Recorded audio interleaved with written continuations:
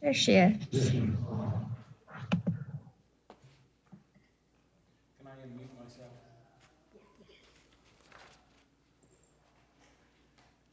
Okay, welcome everyone. We're going to go ahead and start the council meeting now that all the council members are here. If you please join me in the Pledge of Allegiance. I pledge allegiance to the flag of the United States of America and to the republic for which it stands, one nation, under God, indivisible, with liberty and justice for all. Irene, can we have a roll call, please? Yes. Councilmember Bagby. Present. Councilmember Brigham. Councilmember Cruz.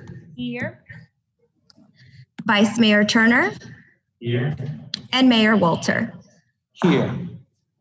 Let's see, conflict of interest to declare, anything? Mr. Mayor, I will be recusing myself as it pertains specifically to Vintage Meadows in item number, I think it was 8. 8.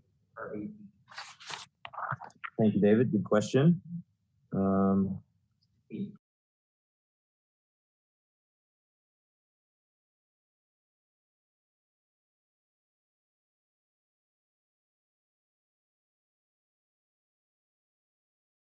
From 8 Vintage Meadows, which I believe is zone number 1, so that would be... No, you're the cottages, right? No, zone number 1, so that would be 8A. Jefferson Springs, Mayor. Jefferson Springs, yes. Okay, any other conflicts?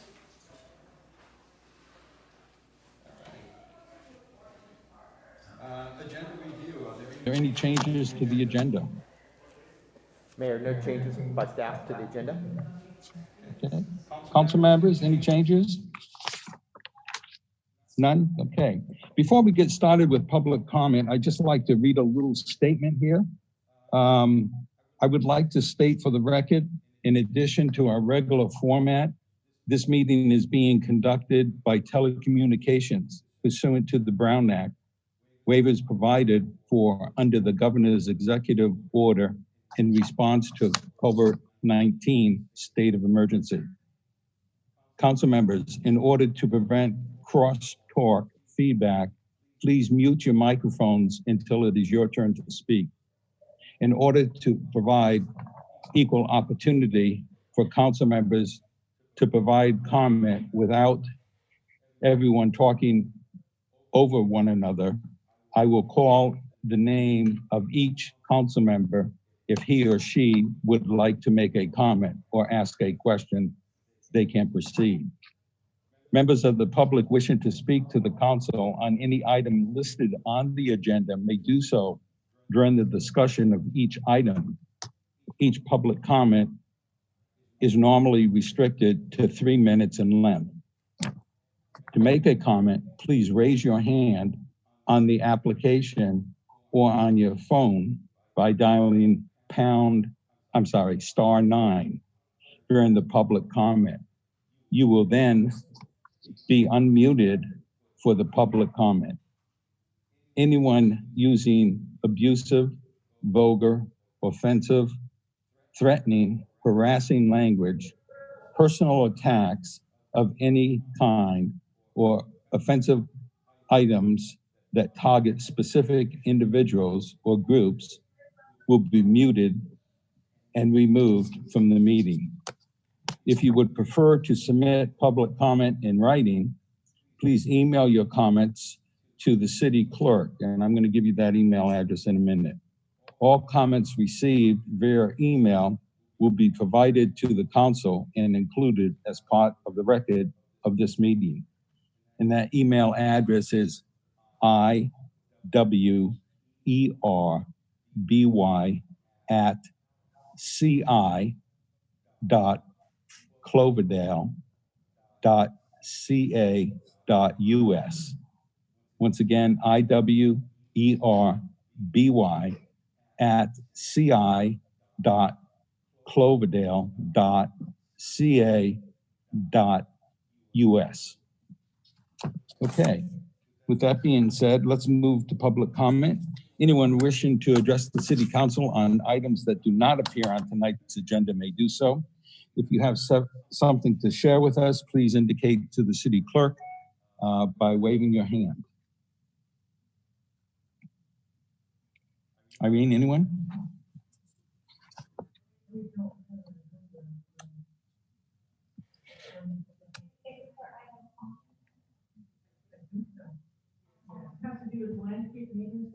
Yeah, we'll get to that. Irene, is there anybody raising their hand?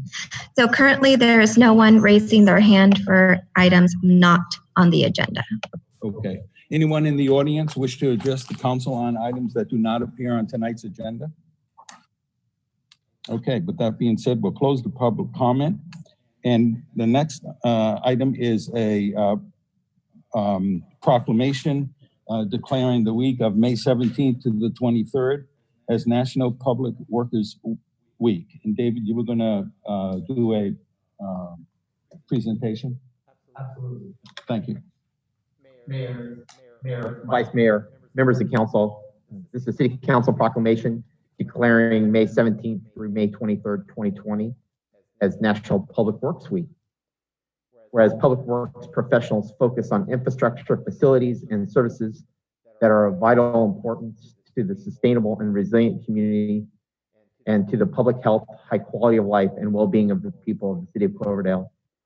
And whereas these infrastructure, facilities, and services could not be provided without the dedicated efforts of public works professionals who are engineers, managers, and employees at all levels of government and the private sector who are responsible for rebuilding, improving, and protecting our nation's transportation, water supply, water treatment, and solid waste systems, public buildings, and other structures and facilities essential for our citizens. And whereas it is in the public interest for the citizens, civic leaders, and children of the City of Cloverdale to gain knowledge of and to maintain a progressive interest and understanding of the importance of public works and public works programs in their respective communities.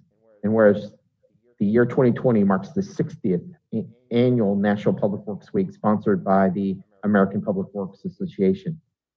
Now therefore be it resolved that Mayor Gus Walter of the City of Cloverdale declares the week of May 17th through the 23rd, 2020 as National Public Works Week, and further extends our appreciation to our Public Works Director, City Engineer Mark Rincon, and his staff, including Engineering Department Eric Jansen, Wastewater Operations Staff Jay Robinson and Anthony McDonald, Water Operations Staff Darren Hernandez and Trevor Anderson, Parks and Recreation Staff Hector Galvin, who's here tonight, Miguel Sanchez, Brian Wheeler, Javier Diaz Valencia, as well as our Facilities Maintenance Staff, Craig Johnson, Dylan Mills, Curtis Waller, and Ashley Montenegro.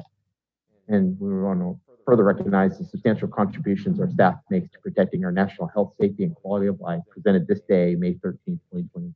Mayor Walter.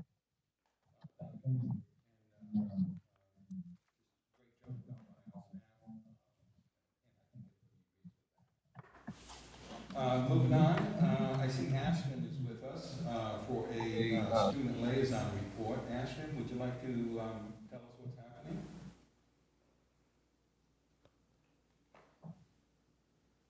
Well, I guess I had my mic off. I apologize for that. Melanie's not here to poke me in the side to turn it on. So, but what I did say was thank you for all of the city's employees that were mentioned. We appreciate the hard work you do. Ashton, I see you're present. If you'd like to let us know what's happening.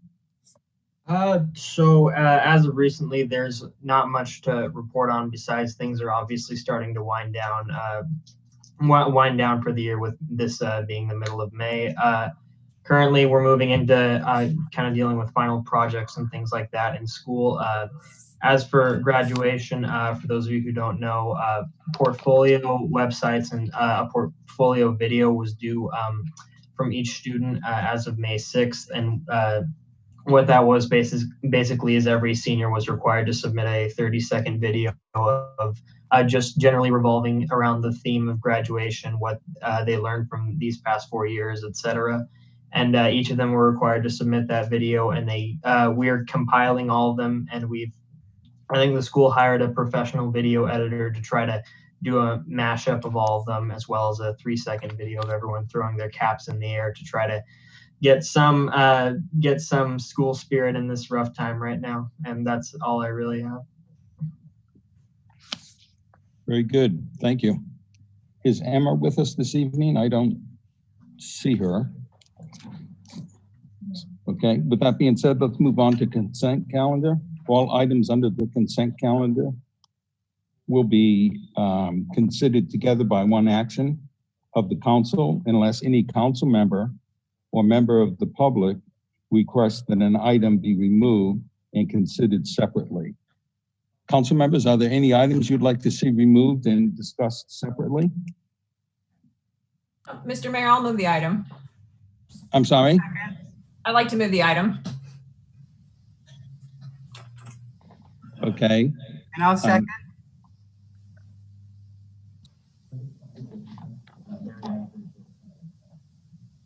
Okay, before you do that, let's just ask members of the public, are there any items that you would like removed and discussed separately from the consent calendar? Okay, seeing no one, there was a motion by Councilmember Bagby, a seconded by Councilmember Brigham. Could we have a roll call on me? Yes. Councilmember Cruz? Aye. Thank you. Vice Mayor Turner? Aye. Councilmember Bagby? Aye. Councilmember Brigham? Aye. And Mayor Wolter? Aye.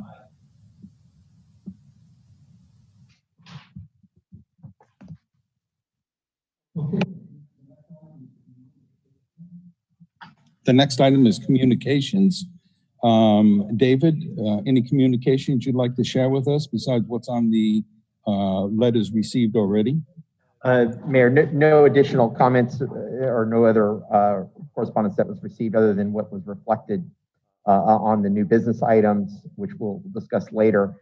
But council did receive 2 letters. One was from SMART that's providing comments on the Plan Bay Area 2050, which is developed by the Metropolitan Transportation Commission.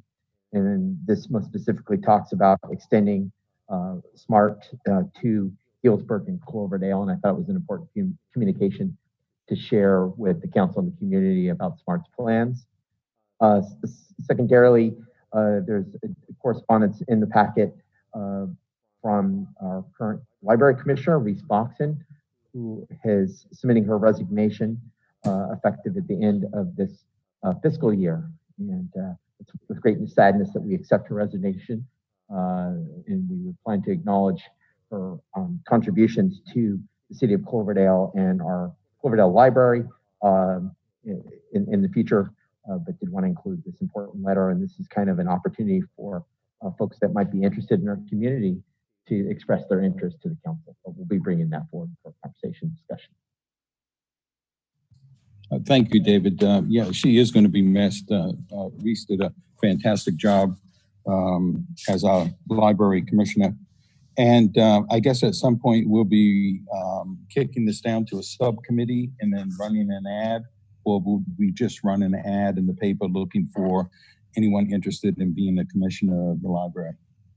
That's correct. Our city clerk will oversee nominations for the library commissioner role, and then we'll be bringing that forward for council for formal appointment. Okay. And I believe Councilmember Bagby has something she'd like to add. Oh, thanks, Mr. Mayor. I just wanted to take a moment to acknowledge Reese's contributions, not only as our library commissioner, but as the current chair. And she's just shown incredible leadership during her tenure. And like we said, she's going to be greatly missed. She's somebody who I know, as you know, personally is just passionate about books, but also passionate about libraries and making sure everybody has access. And she's just been such a great representative for Cloverdale and has given so much to the Library Commission. It's just we might be able to fill the seat, but we'll never be able to replace her. So just wanted to acknowledge her for that. And then also I had another item I wanted to follow up with Irene. I had sent an additional piece of correspondence. I think I missed the deadline for the packet, but it was regarding a request to send a letter of support regarding the Asti Bridge, which is a project that has reemerged, probably with the hope of receiving federal stimulus dollars for transportation. And I just wanted to make sure it got in the packet so everybody had a chance to review it. I'd sent it to the clerk and our clerk, and I think the mayor, and I was hoping it was going to get forwarded to everybody, but also they're seeking support from the city of Cloverdale as well as the chamber. And it was pretty charming. They sent us a copy of a support letter from the Cloverdale Chamber of Commerce dated 1924. And we're asking if we would be interested in renewing our support for that project. That is really cool. 1924. 1924 on a typewriter. I can explain to you what that is, Jason, if you need to. I saw it in a movie once. Don't worry. Right. It's in a Tom Hanks movie. So I just want to make sure everybody had a chance to see that and weigh in, because the Board of Supervisors is going to be taking that issue up in June. So we would need to get it on if we want to discuss it further, we need to get it on an agenda for this month.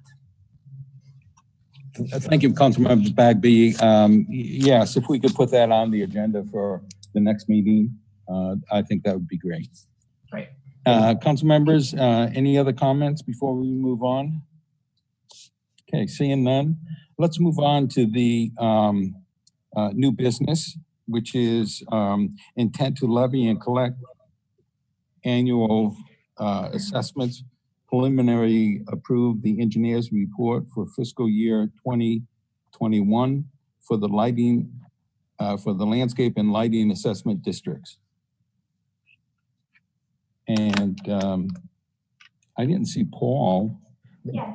Oh, is Paul here? Yes. So when he's ready, I'll Mayor, if we could turn it over to City Engineer Mark Rincon to do a formal introduction of this item. Sure. As our Public Works Director.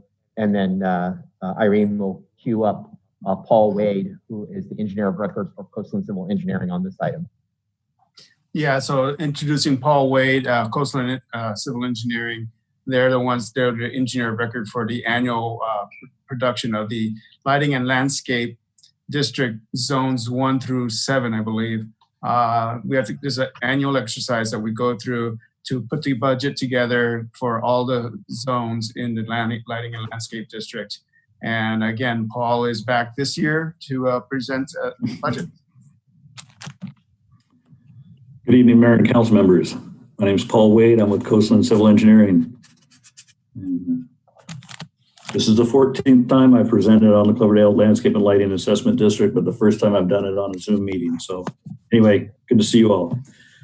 The City of Cloverdale Landscape and Lighting Assessment District was initially formed in 1997 with the Jefferson Springs development. Other subdivisions were annexed over time, and there are now 7 zones. The last one that was annexed was Sunrise Hills in the fiscal year 2005-2006.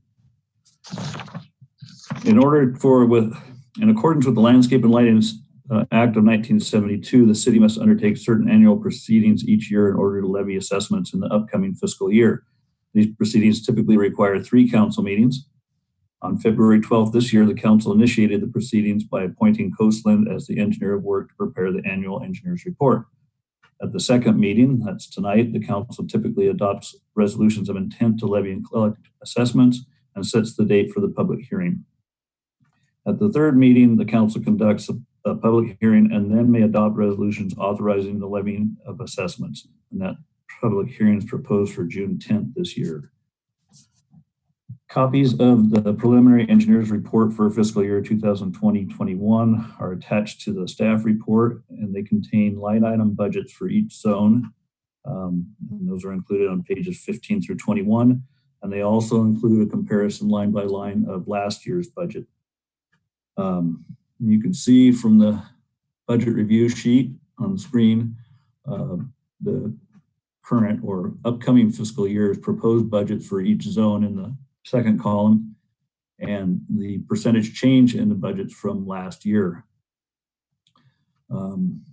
Jefferson Springs has a proposed increase of 31.8%. Vintage Meadows has a proposed decrease of 17.5%.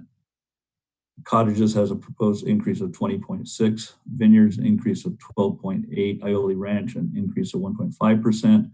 Brookside Terrace a decrease of 2.8%, and Sunrise Hills an increase of 6.1%. The decrease in the Zone 2 budget, Vintage Meadows, is due in large part to the purchase of new playground equipment in fiscal year 2019-2020, although I understand that is yet to be installed. The increase in the Zone 1 budget is mostly due to increases in contract services, and some of the other budget increases are due to planned repairs and maintenance. Assessment increases are proposed for 6 of the 7 zones, and a decrease in the amount of assessment is proposed for Zone 2, Jefferson Springs. Zones 1, 4, 5, 6, and 7 are all proposed to be at the maximums allowed without balloting the homeowners. So you can see on this budget review worksheet the amounts of the current assessments. That is in the middle there. This is last year's assessments and the proposed assessments and in the amounts of the increases. And again, I'm not going to read all the amounts of increases. You can see them there, but there is the decrease proposed for Vintage Meadows. And all the time I've been doing that, this is the first time we've proposed a decrease in assessments. So, in 2011, the City Council established a policy of trying to maintain minimum fund balance reserves of 25% of operating expenses for each zone. The last 3 columns in the budget review spreadsheet show the anticipated beginning reserve, projected ending reserve at the end of fiscal year 2021, and then those projected ending reserves as a percentage of the operating budget.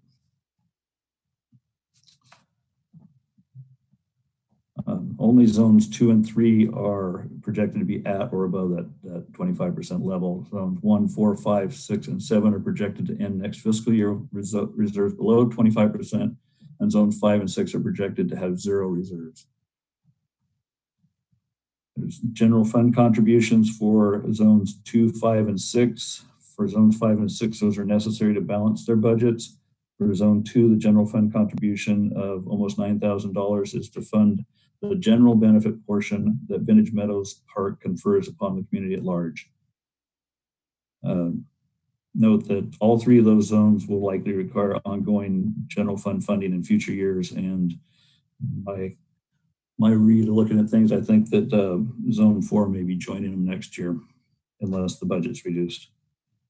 Each of the zones has a built-in inflation adjustment to the maximum allowed assessment based on the CPI. Those were when the zones were created, that was built in. This year, the consumer price index adjustment is 2.5%, and those adjustments are shown at the bottom of each budget sheet in the report. The action, the resolutions tonight have been broken into 3 different ones. Zone 1, Jefferson Springs, Zone 2, Vintage Meadows, and then the last one, Zones 3 through 7, to account for potential conflicts of interest. And with that, I'd be happy to take any questions. Thank you, Paul. Questions from council members, anything at this point? If not, I'm going to open it up to the public. Okay, seeing no one, I just have one, Paul. Zone 6, Brookside Terrace. I see we have a general fund contribution of $1,000. Is that new this year, or is that something that we've done in the past? That's not new this year. We've been doing that at least last year. I think for the past couple of years, it's larger than it has been in the past years. It was more along the lines of Zone 5, and it was less $500 or something like that. I can look it up if you want. No, that's okay. I just don't remember seeing it in the past. So, okay, council members, if there's nothing, I'm going to open it up to the public.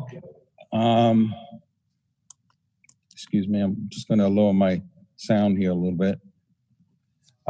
Anyone in the facility at CPAC, if you have any comments, please step up to the microphone and tell us what you have to say. Dan, come on up. Good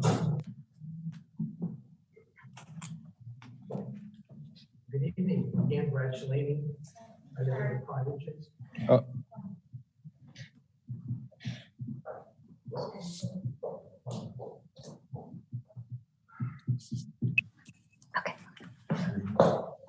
Ready? Yes. Okay.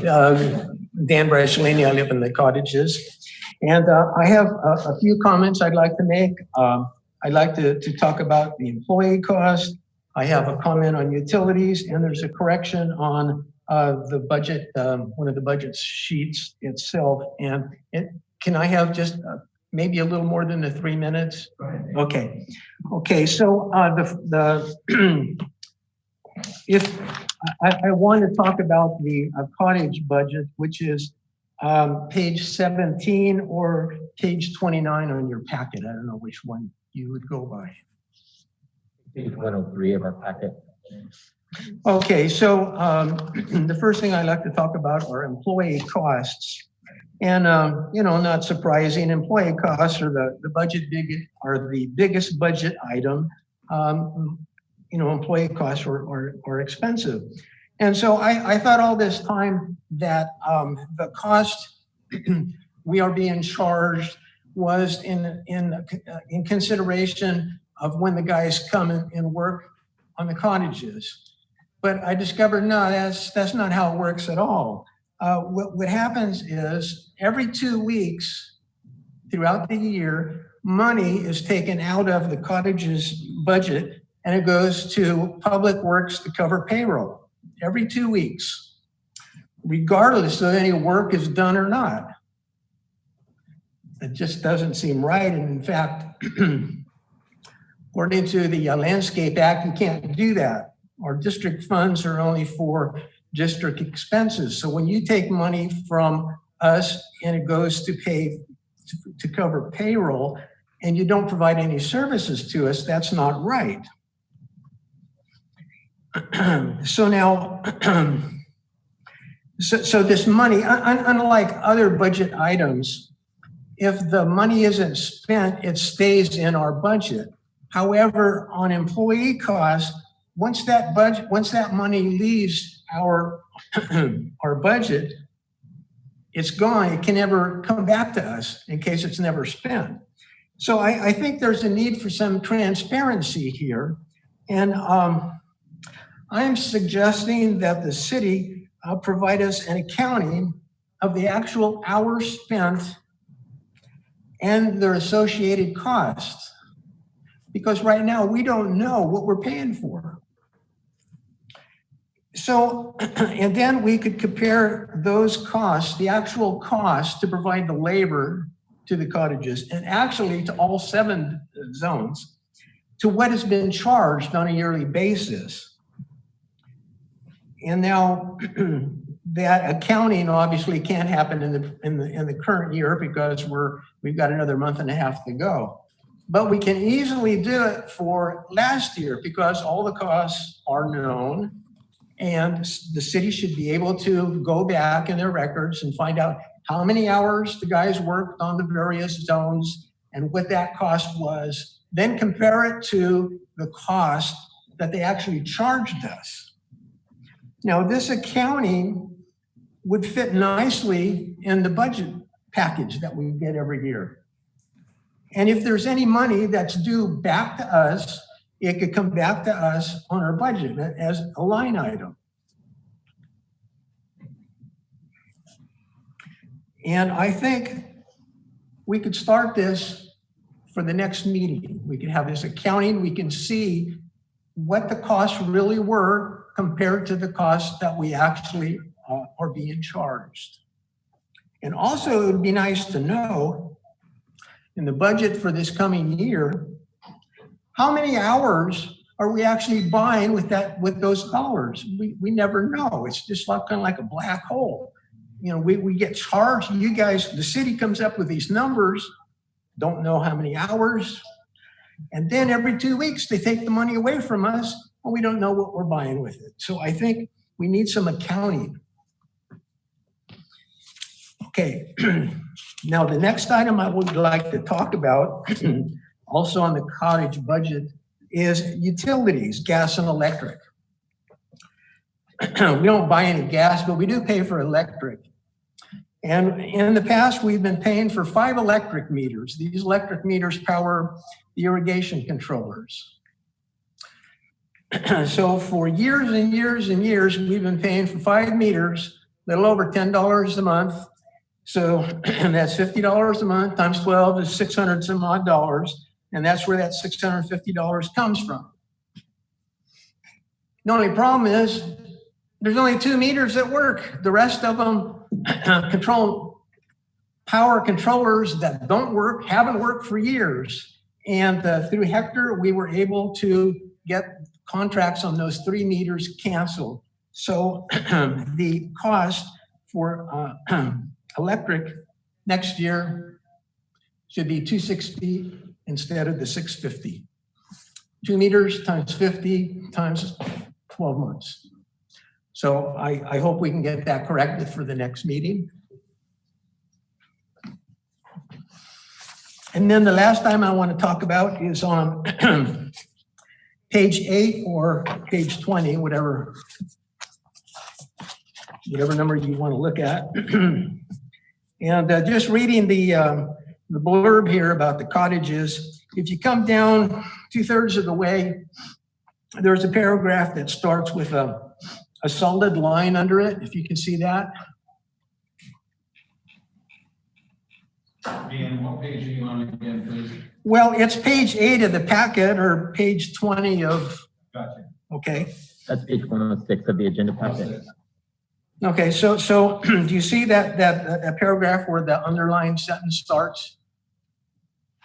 Are you referring to the Brookside Terrace? No, he's in a different, he's actually on page 20 of. It's a blurb about zone 3 cottages, stays 1, 2, 3, and 4. One second. Yeah, okay.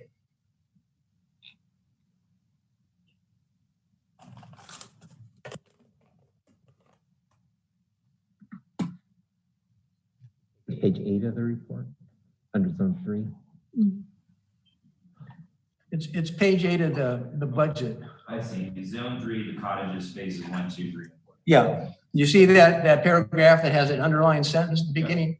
The assessment for fiscal year 2020, 2021 is proposed. That one? Yeah. Okay. It says the assessment for 2021 is proposed to increase of 8354. I think we need a different word in there instead of. Okay, and then if you keep on going, there's another sentence that says available zone 3 reserve funds will be used to cover a portion of the budget expenses to keep the assessment the same as last year. Hey, that's wonderful. Can we do that? Obviously, that sentence, see, they do this apparently in a Word document, and someone forgot to remove this sentence. You'll find this sentence repeated in the 3 previous budget years. So that's just something that I think needs to be corrected. Otherwise, I would like to keep the assessment the same as last year. So do you think we can get that changed?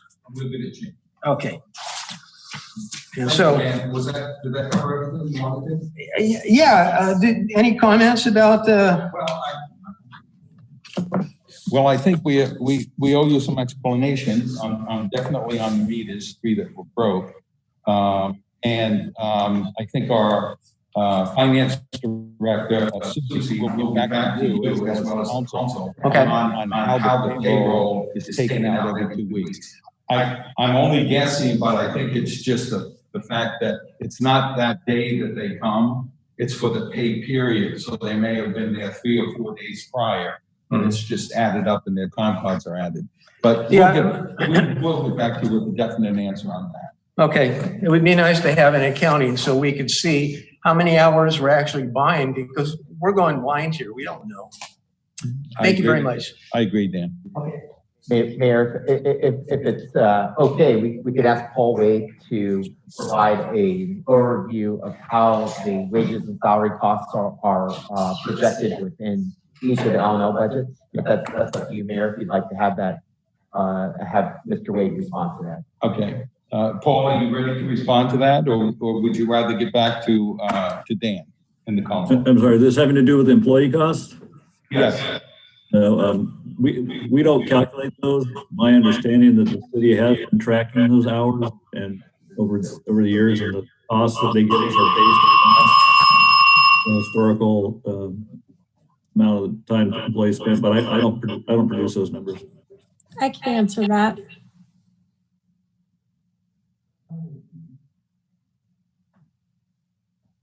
Okay, Susie.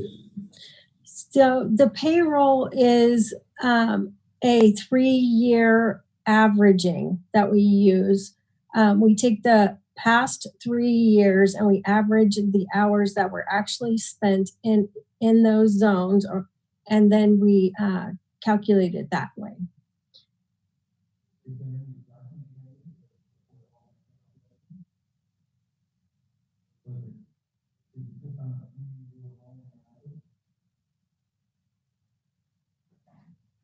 I'm sorry. Is it just, are there any adjustments made, Susie, or is it just a 3-year rolling average? How does the adjustment come into play? If we charge them, I don't know, if we charge them $10,000 for this year, but then once we get the total key, if it only came in at 9, how do they get their adjustment? Then that would be calculated into the following year, because then this year would be considered one of the past 3 years, and that would reduce the rolling average. Okay, maybe we can get that written up and we can get that to Dan with maybe an example of how we came up with it for this fiscal year 2021. Okay. Sure. Yeah, no problem. All right. And Dan, we'll get back to you with an answer on those meters as well and how we're going to make that adjustment. Yeah, if I can, on the charges, the charges include more than just meter costs. They actually include the usage for electricity, okay. And that we found, and this is true with the other budgets, other zone budgets, is that utility costs have been increasing annually. And as such, in fact, in past years, we've to a certain extent undercounted or didn't fully reflect the full cost of the cost increases for electricity, and therefore the charge that's in the budget is not just for the meters, but it's also for actual usage. Okay, well, maybe we can get a breakdown for the residents there. I think that would be the proper thing to do. Yeah, the request for transparency didn't seem. No, absolutely not. Okay, so public comment, continuing along those lines. Is there anyone else? Come on down. Just state your name and all for the record. Good evening. My name is John Monk at the Cottages. My comments are also dealing with the budget. Looking at a line item under the heading services, and it is the general repairs and maintenance. And I see it jumps from $1,600 from the previous year, fiscal year to $4,100. Now, if I look at your footnotes, you state that you're going to be purchasing some irrigation controllers. So I suspect that the cost of that is buried in that line item, the $4,100 line item. If that's not true, then please correct me. Mm-hmm. But I think that might be the case. As we go down then to expenses, I see that the water budget jumps from $22,500 to $33,500, a $10,000 increase in 1 year in the budget. Now, I'm looking for a justification from you where the money is going to be spent and why you need a $10,000 increase. I'm looking at your footnotes, and I quote, "No new annexations are proposed for Zone 3 for fiscal year 2021. No significant land use changes have occurred within Zone 3 during the past fiscal year. Zone 3 is built out, and as a result,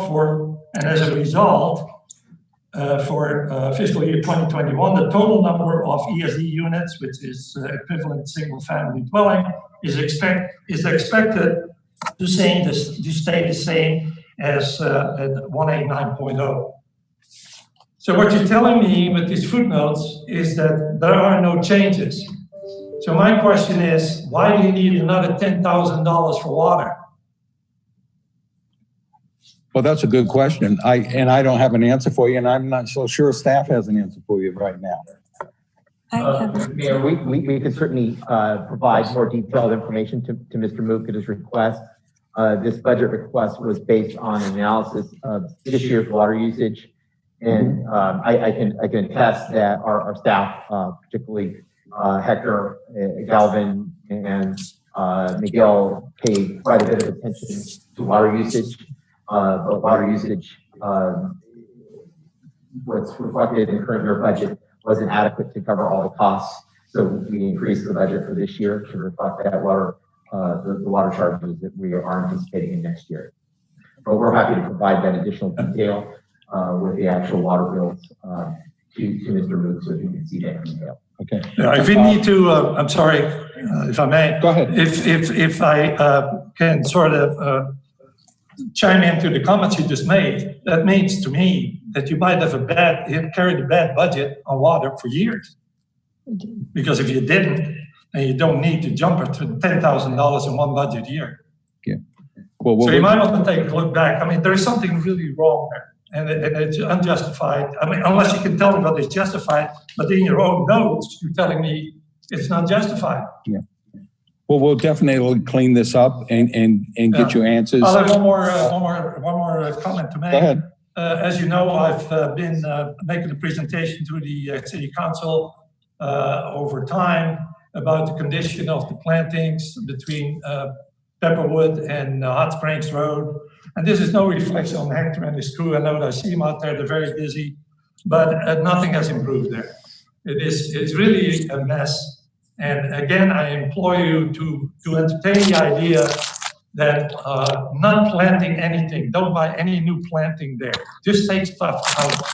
There's a lot of dry stuff in there that does not need to be there anymore. Take it out, clean it up, have some water supplies that is no longer needed then, so you can save some more water and buy some mulch and then see how it goes.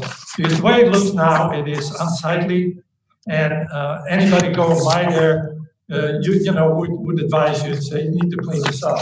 And I would make it as a point of, to just point out to you that as citizens and people that live in the cottages there, we spend about $90,000 a year on the planning and janitorial work there in these common areas. And as you go by there, you'll be hard pressed to find out where the money went because it just doesn't look like it. So thank you very much for your attention and hope to see some results. Thank you. Thank you. Is there any other public comment in reference to this item? Come on down.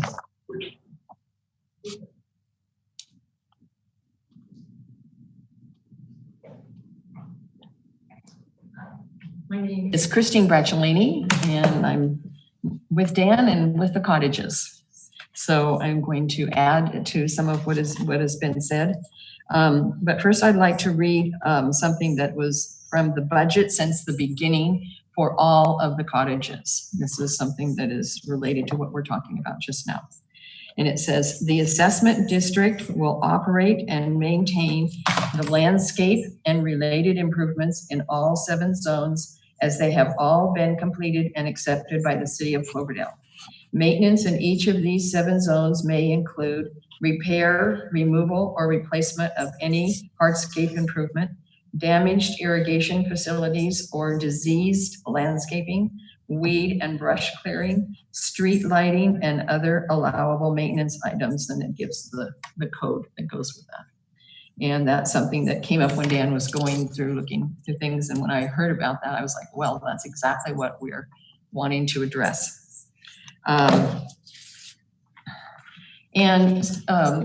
What John just started with the ideas of how the growth over there is just overwhelming. And Dan and I walked the length of it today and looked at it a lot. And I'm thinking that several years ago, there was the idea of putting a lot of things in there. And I remember some of that happening. One of the issues there is that the landscape area is very deep and very long. So I think the idea then was to fill it up. And that's got a lot of stuff in there that was put in the past. Now, because we haven't been able to do some maintenance and some maintenance that we could have done, maybe didn't get done, it's just totally overgrown. Trees and weeds. And I mean, I hope everybody at least walks part of it or go and looks at part of it over there by the cottages, because it's just really a mess. And there's some of them when you get to the corners and the person's house is right next to it, you know, their property. It's really sad, and I wonder how they put up with that, because it's just overgrown, and then they've got their lawn and that kind of thing. So we really hope that this is something that we can keep working on. And I know there's been times when weren't able to do things. You know, I understood that there's times when we couldn't get in there and do anything. There were limitations, but we have a budget of $111,741 for that subdivisions. Mm-hmm. And so that seems like that would be enough to get in there and start getting some good work done this year. Maybe it's not going to be enough to get all of the overgrowth out. I don't know that, because this was set up for planting and upkeep and that kind of stuff. But we hope that we can address this seriously. And if not, you know, we feel like we're getting a little frustrated. We're thinking that maybe if it's not going to be something manageable by the city and the landscaping people, that maybe our group might want to look into hiring a landscape company. Sure. And we feel like with that kind of money and you know, we'd have to look into it seriously, but yeah, that we could you know, just take care of it that way. Well, you know, every year there seems to be discrepancies in the cottages, misunderstandings, however you want to word them. But by all means, if you want to go out and get an independent landscaper, we'd be fine with that. Oh, is that right? Okay, we weren't quite sure. Yeah, but, no, you could do that. We know that Ferber does and Dale Webb does. And you'd have to get a vote of all the residents, and they'd all have to agree on doing that. Right. But yeah, that's something you can look into. Okay. I see our city attorney is rolling his eyes, so I don't want to speak too much on what the process is. But but please, you know, you're free to do that. We know it's a little more of a challenge because we're not a homeowners association, without a homeowners association. Right. But we thought maybe that's something we could address, and we'd have to have some meetings in order to do what a homeowners association would do. So. Okay. Thank you. Thank you very much. And Mayor, if I may. Did you want to say something? Yes. One more cottage person. Well, the city attorney is going to address that comment that you made about hiring landscape. Okay. And Mayor, I was going to say absolutely no eye rolling, just listening attentively. And there is definitely a process. And if that's something that they bring up, we would definitely look at. Thank you. Thank you. Ma'am, did you want to say? I'll get as quick as I can. Yep, so take your time. You got 3 minutes. Just give us your name. My name is Suzanne Black. I live on Cottage Court in the Cottages. This is the first time I've ever spoken to in front of a city council meeting, so this is not a thing that I regularly do. But my issue is more big picture, and John and Christine touched on it, and that has to do with my objection to paying an increase in the assessment for landscape maintenance in the cottages, specifically the area on Foothill from Hot Springs south, because it's sadly inadequate. Today I went out there and decided that I would start doing my own, and I live on Cottage Court. It's a cul-de-sac, and there's a little pathway that goes from the cul-de-sac to Foothill, and I spent 2 hours and filled my green bin and just put a dent in it. The rose bushes are half dead. There are oak tree volunteers coming up, which is a bad thing. Some of the suckers coming up from the trees are big enough to start needing chainsaws.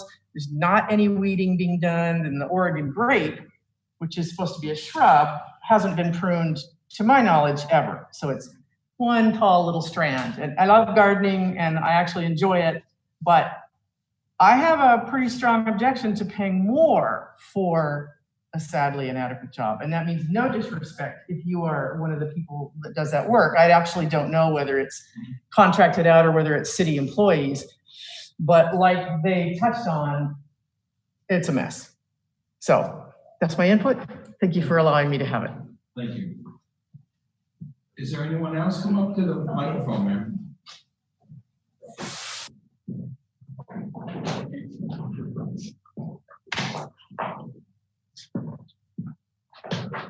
Hi, I'm Yolanda Rizzo. I live on Elbridge, and like the woman just before me, this is the first time I've actually came here. And mainly to piggyback on what she said, I've been in the cottages, one of the very first people for the last 21 years. And again, I don't see how you can justify increasing, allowing us to pay for something that hasn't been done in years. As she says, we pass by there all the time. Things haven't been done. And to me personally, I think these are services not rendered. We've been paying taxes and taxes for the maintenance of keeping, we pay dearly there. I mean, to live in that area, the majority of us keep our yards very nice manicured. And I think we should have the city of Cloverdale, since we're paying that many taxes, our surroundings to match our landscaping, our yards.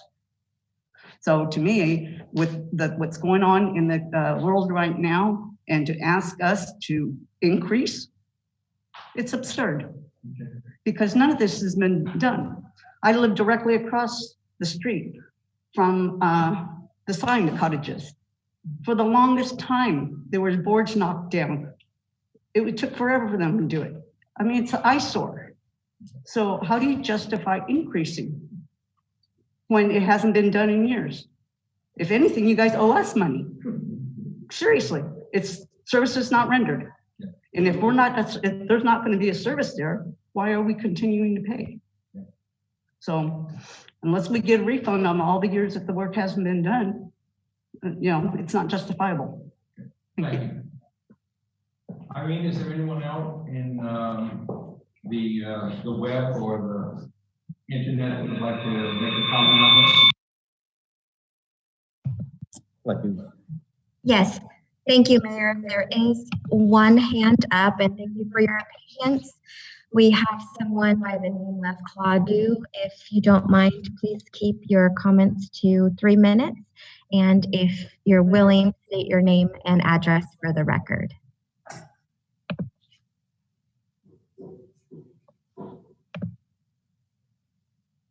Good. Can you guys hear me? Yes. Good evening, council members. My name is Claudio Anton, and I live at 30 Brookside Drive, West Brookside Drive, and I've lived here since September 2017. My wife and I bought the house under the impression that there were no HOAs or additional costs to maintain the land on the side of our house. We continued that understanding for the past 2.5 years because we never saw anyone or any evidence of the land being maintained by the city.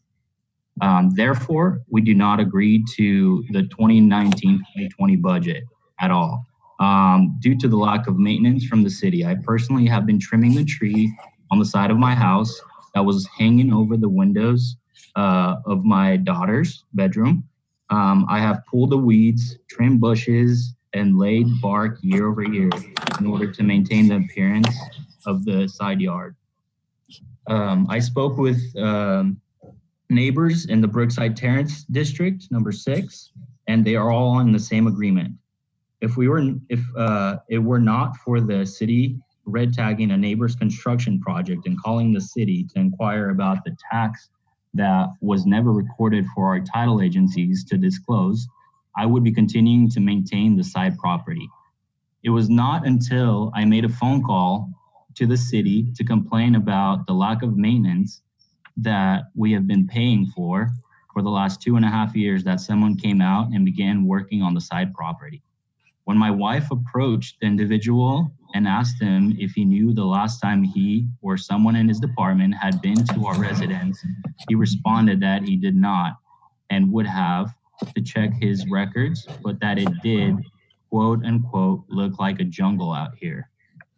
So I just, from everything that we've talked about and some of the previous, tenants in other districts, it seems to me that, we are paying all this money and we are not getting any services for it. So that is my take, and thank you for your time.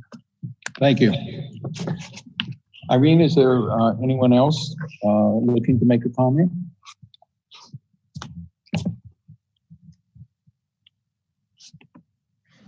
Thank you, Mayor. No one else.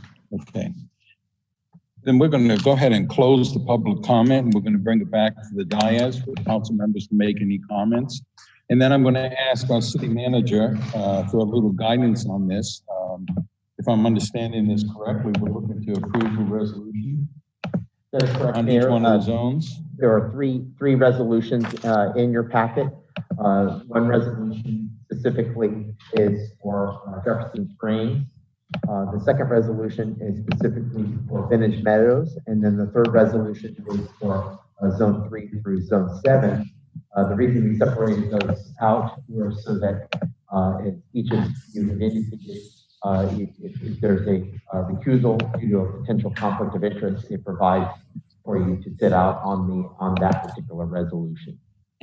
Well, I guess my question to you and to Paul is how do we approve the cottages and Brookside with what we're hearing? I mean, thank you for your comments, but we've got it through here. Okay. Can that be postponed? When does that have to be approved?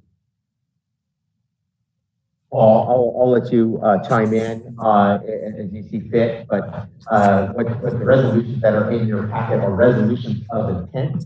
Ultimately, we would bring these back for formal adoption at a public hearing. The resolution is expressing your intent to levy an assessment. Okay. We can make changes, and that's one of the purposes of the meeting today, is to take input. We'll certainly take that input if there are adjustments to the budget that will be presented in the resolutions that would come before you during the Mayor, if I might. Paul? Yeah, thank you. So yeah, there are resolutions of intent. You at the next meeting, you can adopt assessments less than the amounts in the resolution of intent, but you can't adopt assessments greater than the amounts in the resolutions of intent. That said, and let me apologize for the text errors. I'm sorry about that. I do proofread these, so I own that. The issue regarding the last citizen brought up about not being on a title report, landscape and lighting assessment districts, unlike an assessment district to pay off a work of improvement associated with a development, those are recorded as liens against each property, but landscape and lighting are not liens against property. But when you purchase a property, they're required to give you a copy of the most recent property tax bill, and it does show up on those. So that's the way that somebody is supposed to be informed that they are going to be in a district. The budgets can be changed a little bit, but what will happen if we change the budget for the electrical meters in Zone 3? The assessment engineering costs are spread to all of the zones as a percentage of the total, so it will tweak all the other budgets a little bit. It won't change the amounts of the assessments we recommend. So if I hear you correctly, for your organization to make a change, it's going to cost money. Is that?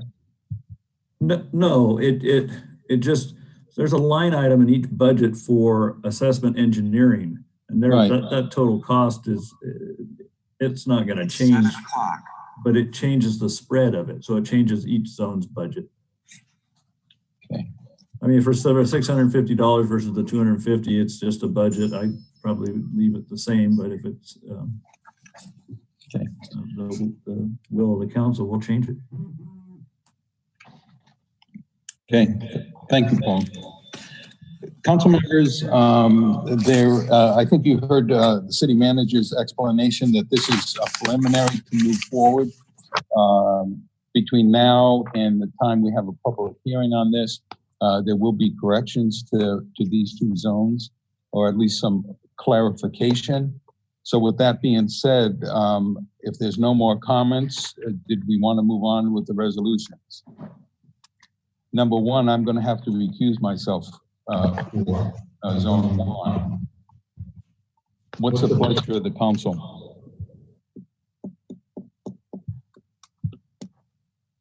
So if I may, Mayor, I know if you're recusing yourself, you do have to step off the, and I can't see the chambers, but you do have to step off the dais. Okay, thank you, Jose. I'm going to turn this over to Vice Mayor Turner if there's no more questions from council members. Okay. Oh, we do have one question. We have what? All right, thank you. So Irene, you said we have a question from Councilmember Cruz. Councilmember Cruz, before Gus walks away, is this pertaining to Zone 1 or a comment in response to the cottages or possibly Brookside Terrace? This is in regards to all the comments about the cottages and the budget and so on. Okay, thank you. Please continue. Gus, do you want to hear it? Thank you. Hello? Go ahead, Councilmember Cruz. Okay. Yes, I think that perhaps it's something that the council should look further into. And, you know, some of the people were concerned about perhaps doing an HOA and so on. I don't know. I think we need to further look into this situation. Okay. And so if we do so, is it going to impact this budget, or is it going to be something for the future? I don't know that I have an answer for you, Councilmember Cruz. I just know that between now and the time it comes back for final approval, we can make adjustments. Yeah, I guess it's going to depend on the long-term situation, whether the cottages is going to seek a homeowners association and go with their own contractor. So I can't tell you what's going to be long-term and what's going to be. I can't tell you what's going to be. I know the current one will probably revolve around the finances. I would love to hear something from the city manager and from Jose to perhaps give us some guidance on this one. Is that Jose, did you hear the question from Councilmember Cruz? And Mayor, I did hear the question, and I think that they would be really taking a look at what the process is. And as far as this budget goes, I believe that we're pretty much set. And as far as what the budget is, I think we heard the comments. I know Paul is going to be looking at it, and so is Susie, regarding some of the accounting, regarding the public members of the public that said that they would want to hire a landscaping company themselves or whatnot. I mean, I would say that we're pretty close already to levying this landscape and lighting district charge. I don't know if it would be for this year. At least I don't think and I'll let the city manager chime in, but I don't think it would be for this year. But definitely if they came forward and they asked what the process is, we would help, we would look at it, and then providing the steps. I just don't know if it's going to it's not just a matter of 1 month that this can happen. Yeah, I think the city attorney is correct. It will take time. It's my understanding the cottages were approved as a project by the council with the requirement that they annex into a landscape and lighting district. Obviously, that was intended to ensure that the landscaping and lighting, there are obviously irrigation expenses, lighting expenses, or energy expenses. If there was no landscape and lighting district, the question would be, would those expenses then be borne by the general fund, or would there be an alternative mechanism by which the residents can assume those responsibilities for maintenance of those common areas, as well as payment of electric and water costs for the facility? And that would require some time and evaluation, and ultimately needs support by the property owners to convert to an association to facilitate the work being completed. Thank you. Thank you. Councilmember Cruz, did that answer your question? Yes, thank you. And I'm Okay. Mayor, we also had a comment from Councilmember Bagby. Oh, Melanie? Oh, thank you, Mr. Mayor. Yeah, I brought this up in previous meetings. Landscape and lighting districts are not even done anymore, and there's a reason for it, and I think we're seeing it tonight. I'm all in favor of, and I've asked before, what would be an exit strategy for turning it over to an HOA? What are our options? And what I'd like, and I don't think there's anything we can do about it for this budget year, but I would like to see us take this on at the police finance and admin subcommittee and take a look at what our statutory commitments are.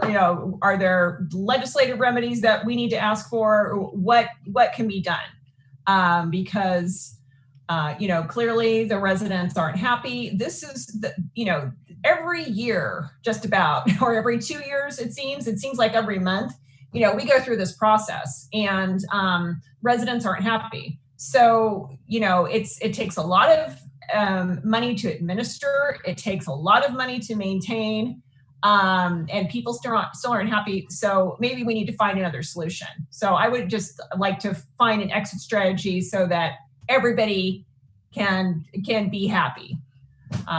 So I think that's something that we could take on in our subcommittee. And it's not an easy fix because of the financial structure of landscape and lighting districts, but we have to at least try. Thank you. Council members, anyone else? Mr. Mayor? Yep. Just to follow up on that question and the exit strategy, perhaps that's what we need to contemplate on long term. But for right now, I think that people would need to understand what the ramifications and what the problems are. Thank you. Okay. Thank you, Martha. Hector would like to say a few words. I've just got a thought I'm going to throw out there to the city attorney, and maybe we can discuss it if it's feasible at the next police finance admin subcommittee. And Jose, that revolves around under the lighting and landscape district, would the city have the authority to hire outside landscapers to come in and pass that cost along to the residents, and they would solicit their input to that landscaper to do what they wanted them to do, and the city more or less just becomes an agency that collects for the water, the electric, and pays the landscaper. So we could take a look at that, Mayor. Thank you. And then this way they wouldn't have to form an HOA. We would just pass it to a third party. Hector, would you like to say a few words? Yeah, just a few words.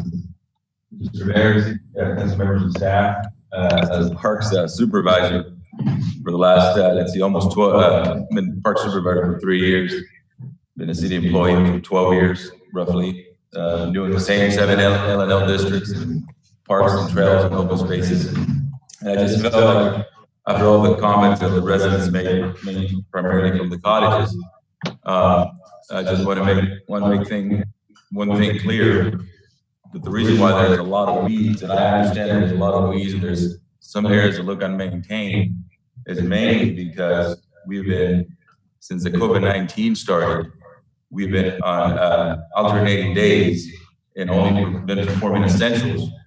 So normally by this time every year, all the weed eating is done, all the pruning and all the landscape is looking really good about this time of year. But due to the COVID-19, we have not been able to get up there and do and make the landscape as good as we want it to look.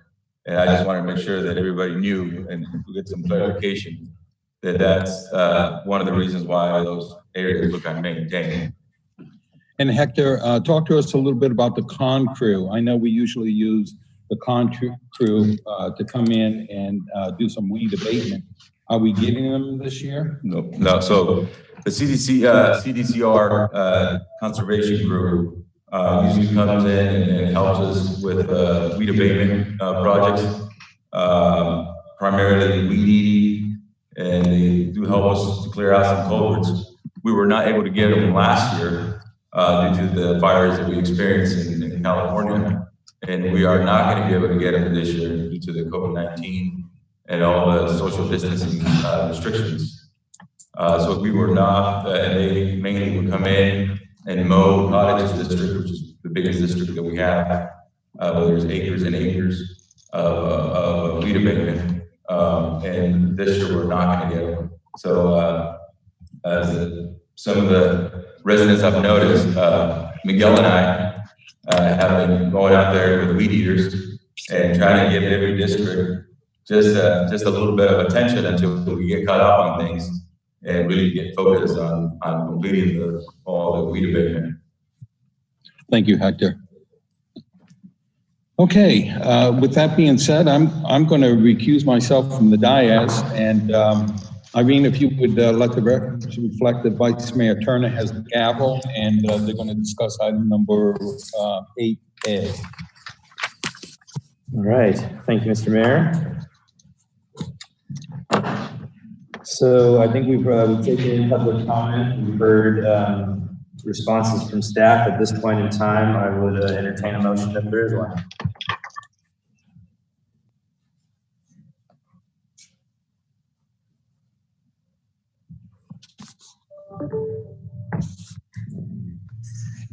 I'm not hearing a motion.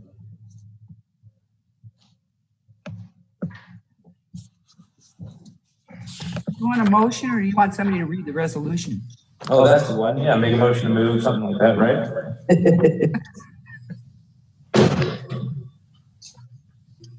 And I'm asking, because I got a little lost in my packet, is on page 78, is that where we're starting?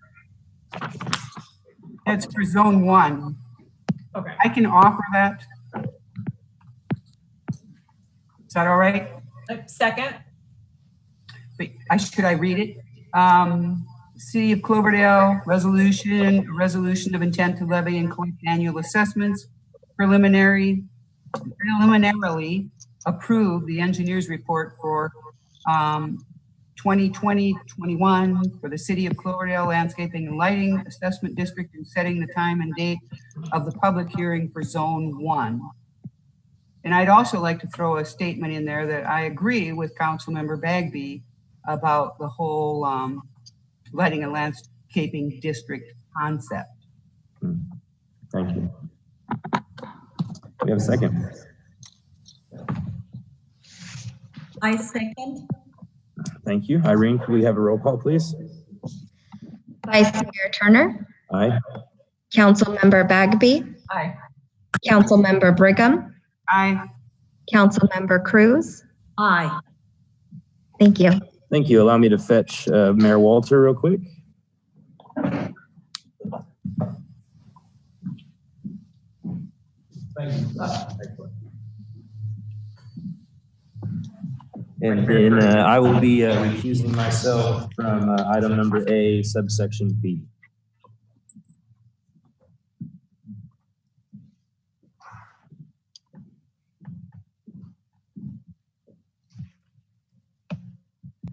Okay, council members, we have a resolution for item 8B, and that would be for zone 2. I'll offer the resolution, Mr. Mayor. Okay. I'm sorry. What was just said? Let's offer the resolution by Councilmember Bankley. Okay, thank you. Somebody needs to turn off Jason's mic. Or mute him. Okay. Mute him. Thank you. Is there a second on that? Yes. I'll second. Okay. Would somebody like to read the resolution? I'll offer a resolution of intent to levy and collect annual assessments, preliminarily approve the engineer's report for fiscal year 2020-21 for the city of Cloverdale Landscaping and Lighting Assessment District, and setting the time and date of the public hearing for Zone 2 pursuant to the Landscape and Lighting Act of 1972. Okay, and that was seconded by Councilmember Cruz. Irene, do we have a roll call? Yes. So that was seconded by Councilmember Brigham. Yes. So roll call is Councilmember Cruz. Aye. Councilmember Bagby. Aye. Councilmember Brigham. Aye. And Mayor Walter. Aye. Thank you. Jason? Okay. All right, next is a resolution for zones 3, 4, 5, 6, and 7. And that is on page 84 of the packet. Would somebody like to make that motion, please?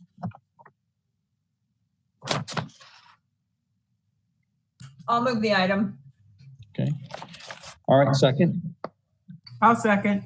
Okay. Go for it. All right.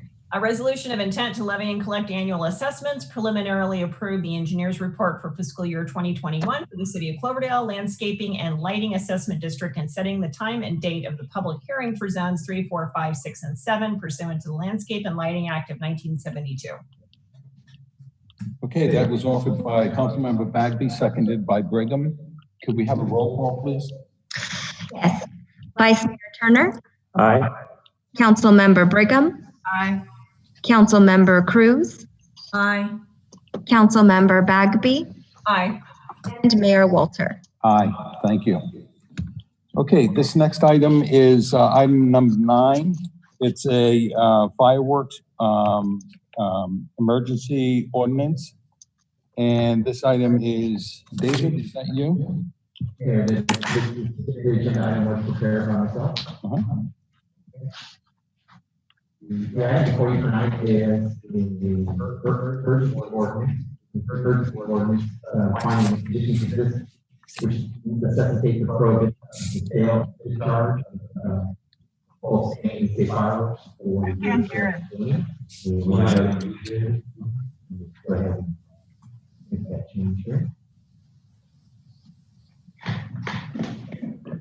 This urgency ordinance was brought forward at the request of the Finance Administration and Police Subcommittee. The basis for this request is in part provided for in the municipal code. States that the city council may in any given fireworks sale year prohibit the sale and discharge of state fireworks upon determining that conditions exist in the city that may include but are not limited to fireworks, weather events, fuel, moisture, drought, limitations on available firefighting resources, and or other conditions that the council finds creates an extreme danger to the public health, safety, and or life of property and residents, businesses, and visitors of the city.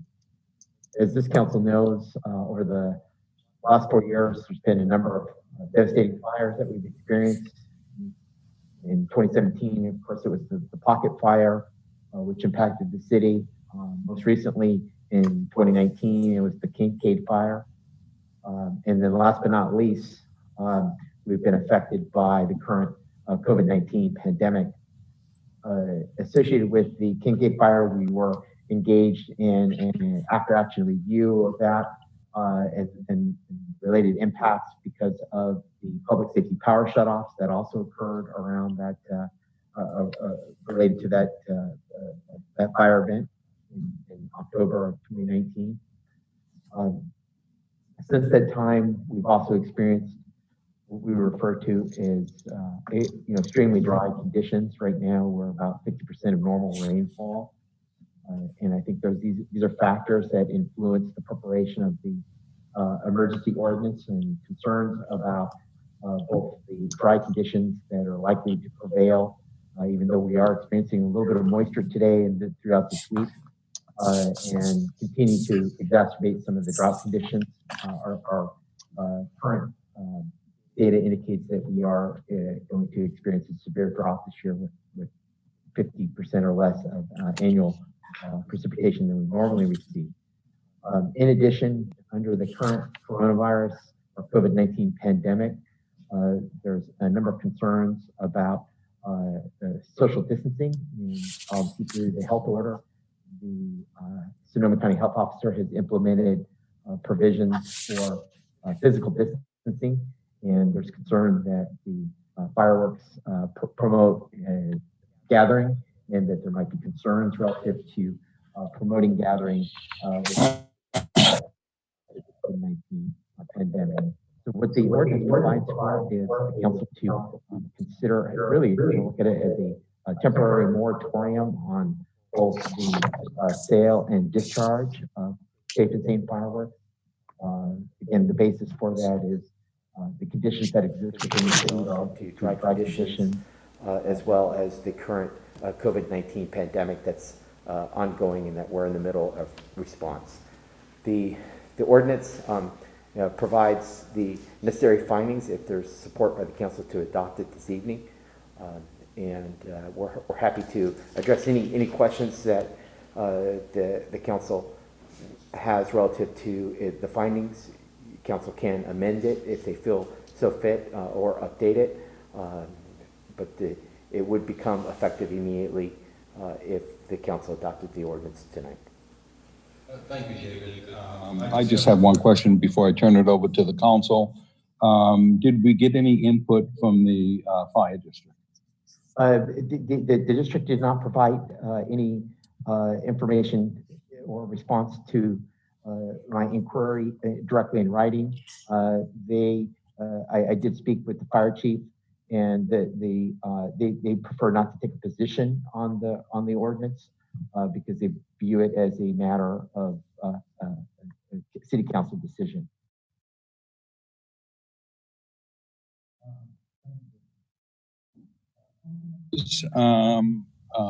Would you like to add some comment to this before I open it up to the public?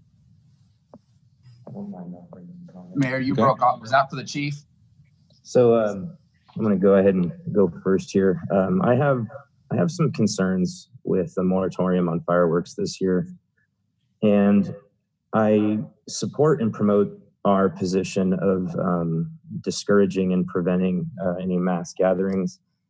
But I do have some issue with the comment or the phrase in the ordinance that fireworks encourage gathering. I honestly believe that the same level of logic could be applied to the inverse of that, and one could argue that it's gatherings that promote fireworks. And so with that, what that leads me to think is that we could very well see in the data that because people are discouraged and effectively at this point in time not allowed to congregate or gather based on shelter-in-place rules, I'd be willing to venture a guess that we might see fireworks sales decrease because there's no gatherings in which to share that with others. However, to remove it altogether, I have concerns about the morale and the downstream effect of COVID-19 on the calendar year 2020 and the issues that we've had to really face head on and do the best we could with the data that we had. And at this point in time, without listing everything, we really don't see an avenue forward at this time that I've been made aware of. On Friday Night Live, the Chamber of Commerce has had to discontinue the car show for this year, led to believe there won't be a spring festival of any kind. If the stakeholders involved were willing to see what we might be willing to allow for the sale and discharge of safe and sane fireworks, I would like to suggest that we work with them as thought partners over the next 2 weeks and bring this back for its final decision the next meeting this month. The reason I bring that up is I have a concept that maybe if we were to look at how other industries that have controlled items have been able to move forward in the COVID-19 era, we might be able to encourage some best practices. I'm going to wrap this up soon because everybody needs to have their chance. But one of the ideas I had is allowing a period of time prior to the 4th of July holiday for individuals that reside within the city limits of Cloverdale where safe and sane fireworks are permitted to place their order with the entity, either the Lions or the Veterans of Foreign Wars group that have been historically providing these items. And only during the time frame in which they would normally be allowed to sell fireworks could they garner their membership and garner volunteers from outside to offer curbside delivery of these items to ensure that we do not promote anybody from anywhere coming to their booths, but still offering an avenue in which they have some ability to control their own fate in this. And so that's the main theme of how I want to see us move forward, is to spend 2 weeks being a thought partner with the major stakeholders involved and bring this back in 2 weeks with that level of input and to see if there's a level of compromise. And with that, thank you. Thank you, Councilmember Turner. Council members, anyone else would like to add anything? I would. Yes. Yes, to me? Yes. Yes. Okay. Actually, I think that was very well thought out, Jason. This is really a two-prong issue in that the presentation at the high school has already been changed, well, canceled because of the coronavirus, and the Lions Club has decided not to do it. The Safe and Sane fireworks, can somebody tell me something? I had like 5 phone calls this morning. Are there any aerial products in the Safe and Sane fireworks? Does anybody know that? John does, and he's saying no. And see, I didn't think so either in what I read, but I wanted to get a confirmation on that. I really think that the Safe and Sane fireworks, I think we need to look at as something I think this community kind of needs right now. So I'm agreeable that we kind of split this in half. The aerial thing on the 4th of July that the Lions Club do, that's gone. They did that, we didn't.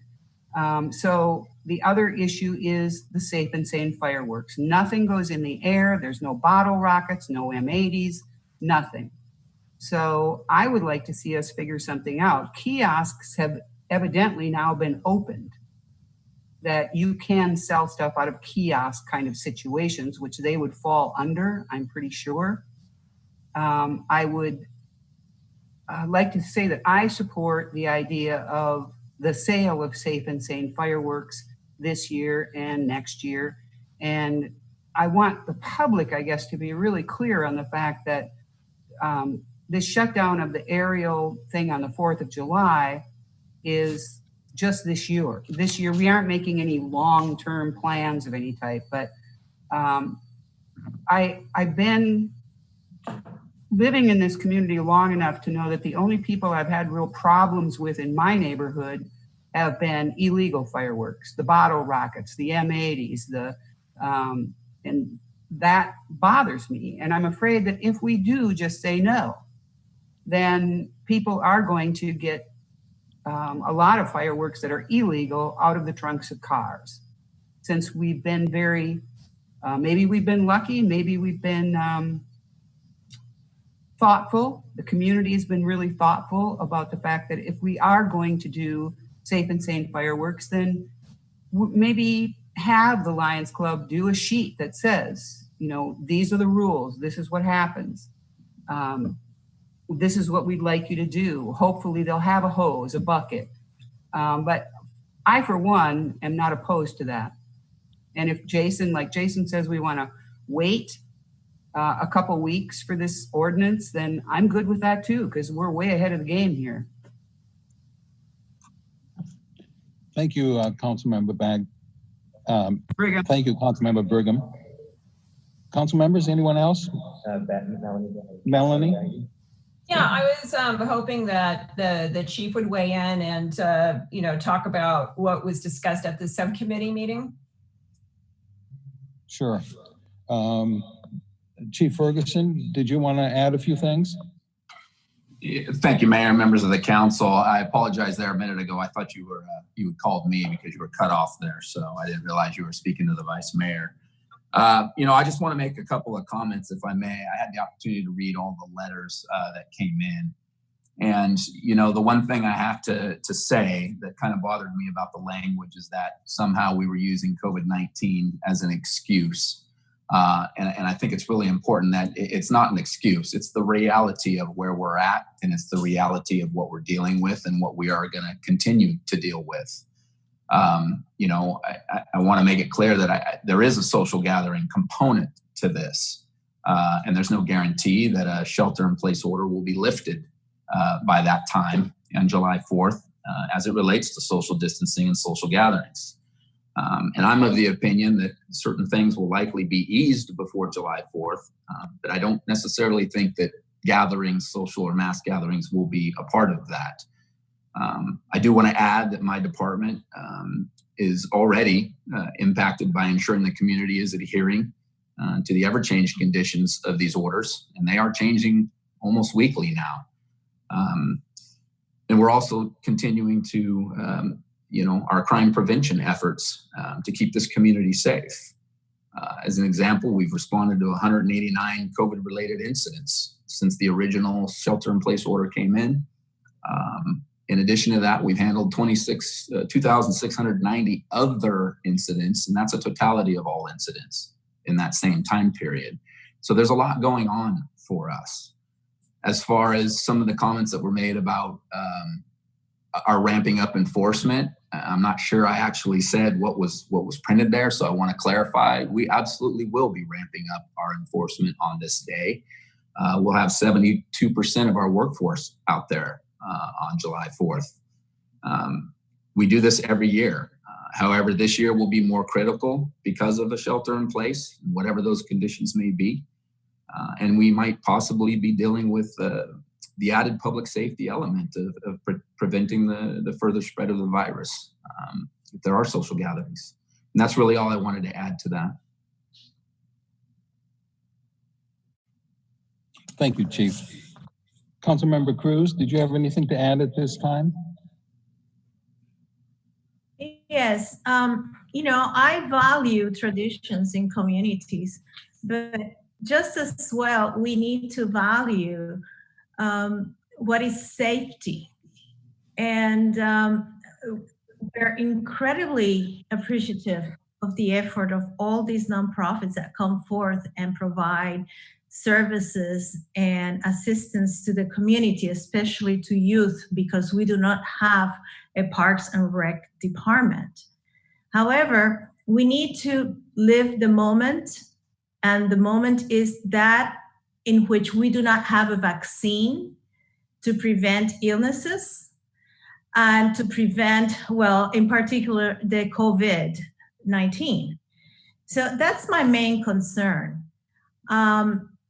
In regards to the nonprofits, we need to become creative in this time. We need to start looking at other ways of fundraising. And I am for fun and for fireworks, but we also live in a county that's very vulnerable. And even though we haven't had any issues in 22 years in Cloverdale, that doesn't mean that it's not going to happen. And I'm not being negative, and I'm not being, what would I say, you know, foreseeing the worst. However, we never had a COVID-19. We haven't had a COVID-19 for 100 years. So we just need to put things in balance, and we need to demonstrate our patriotism in many other ways. So that's my 2 cents on that. I don't think that if people are going to do wrong, they're going to do wrong regardless. But we have the responsibility of safety and security for our community. And it is a very stressful time, very stressful. But we just need to be very conscientious about all the other elements that we are considering and contemplating. Thank you. Thank you, Councilmember Cruz. Councilmember Bagby, did you have one more thing to add? Yeah, I just wanted to add a little bit more of the discussion at the subcommittee. This wasn't brought up by me. I think maybe the city manager can explain, what the impetus was behind introducing this. It just, it came to the subcommittee for review, and I just, realized that this urgency ordinance, I think, was the prudent thing. Was it put forward by staff? Can you just give a little bit of the history, City Manager? Absolutely. And you need to turn your microphone, you need to unmute yourself. There's a long history, of course, and a short history. The long history is reflected in the municipal code as it's written, which is quite extensive compared to most jurisdictions relative to fireworks. This issue developed back after the 2017 fire, where a number of residents, Sonoma County residents who moved to Cloverdale, expressed concern upon seeing the sale of safe and sane fireworks because they were impacted by, the significant fire catastrophe. And there was it generated a discussion at the Finance, Admin, and Police Subcommittee, which came to council to appoint an ad hoc to further discuss this. That ad hoc was appointed by the council, or at least designated. Obviously, we again were affected by the fire 2019, the Kincaid fire, which resulted in a significant amount of staff time being dedicated to responding to that incident. Of course, we also had flooding in 2019 that we responded to, so we've been inundated with emergency events, which I think precluded a considerable dialogue and outreach with the community that was anticipated and expected around the conversation about how we might address the issue of fireworks in our community, given there was these opposing views, I think, between groups that support it and part of our tradition versus groups that are very concerned about fireworks and the potential for fire danger. And I think what we've also witnessed in the community, I know there's a lot of data about, or a lot of information that we haven't experienced a fire over a 22-year period, but also during that 22-year period, we've witnessed a change in weather conditions where things have become drier, and there's been designations of the landscape around us as being in a very high fire danger. And so, given the drought conditions, given the concern about the COVID-19, it was, we continued as staff to receive comments from the community that wanted to see a ban or something more significant happen relative to regulation of the sale of safe and sane fireworks. And so that was brought forward to the Finance, Admin, and Police Subcommittee. And at their direction, an urgency ordinance was prepared to enable the council to take action. Again, the basis for it was in the municipal code, which allows the council, when conditions exist in any particular given year, to cancel fireworks. So this was not envisioned as a permanent ban by any means. It was just given the conditions that exist this year to consider kind of putting a hold on fireworks. And there's a number of factors, obviously, that are outlined in terms of findings in the ordinance. So I hope that we certainly could have brought forward a normal ordinance rather than being urgent. Part of the reason for the urgency was to reflect that the timing is of the essence, especially with the groups that purchase fireworks, and know that they need to kind of make a decision fairly quickly on this matter. Thank you. Rebecca, I think that addressed your provided the feedback you were seeking relative to the Finance, Admin, and Police Subcommittee. Thank you. And so I'm just going to ask the mayor, so is it your intent for us to deliberate at this point, or did you want to open it up to public comment and bring it back? What's your plan for the discussion? Thank you, Councilmember Bagby. My plan was to open it up to the public, then we bring it back to the dais. I'm going to give you my views on it at that time, open it up to the full city council, and then see if there's an appetite to move forward with the ordinance. So, Irene, with that being said, is there any public comment on the web that we should hear? All right, so yes. Take your time. Thank you. Mayor, if I may, while Irene's queuing up the speakers, we did receive quite a bit of written correspondence. Those were appended to the agenda and are included in the for the public record. I know we received just today comments from Mr. Dennis Ravel, who's been an active participant on behalf of the organization that sell fireworks. Also significant comments from Mr. Todd Moran as well. I just wanted to say that. But we had other commenters. I've had a few conversations with Dennis, and yeah, he's a thoughtful guy. Irene, what do you have? So let's see, for our attendees, we have 0 raised hands. So we have nobody participating via Zoom. But because we did ask for written comment in the place of in-person comments, I have a total of 10 correspondence received regarding this item, and when ready, I will be reading them into the record. I will be sticking to the 3 minutes. Before you start that, though, I'm going to open it up to the folks that are in the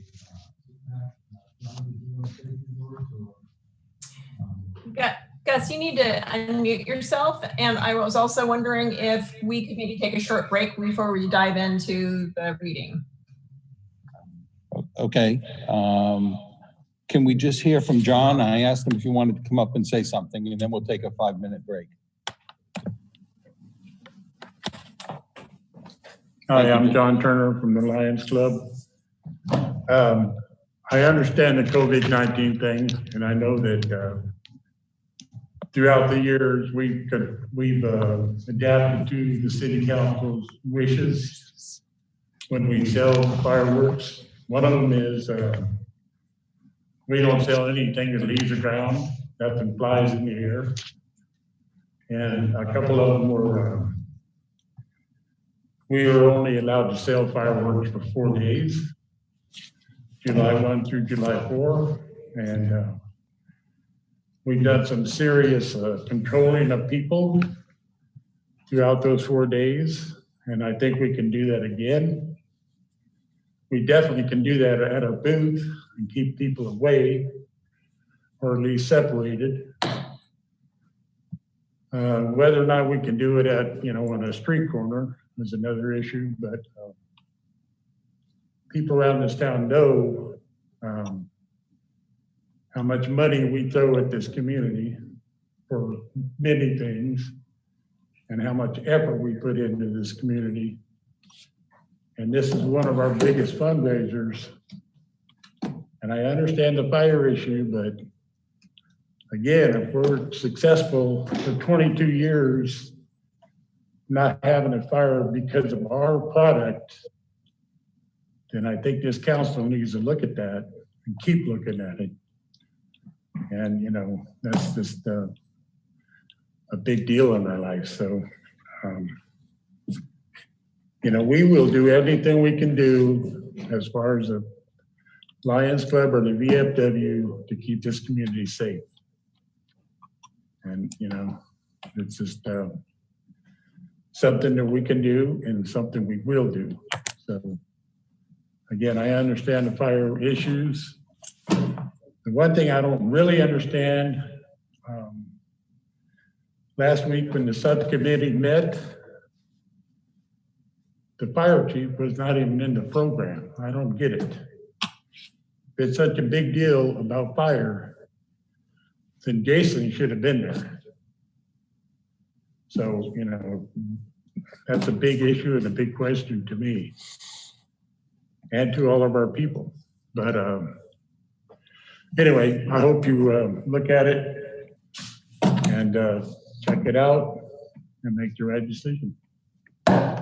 Thank you, John. Irene, let the records reflect that we're going to take a 5-minute recess and we'll reconvene. So folks, we'll see you in a little bit.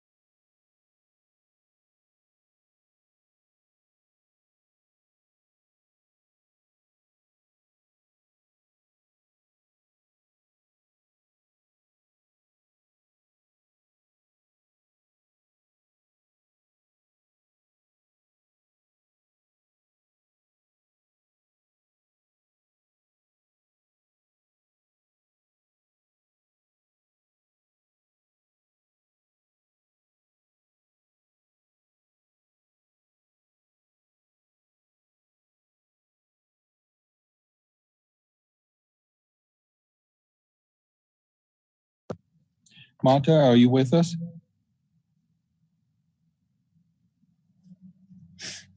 Marta? Okay.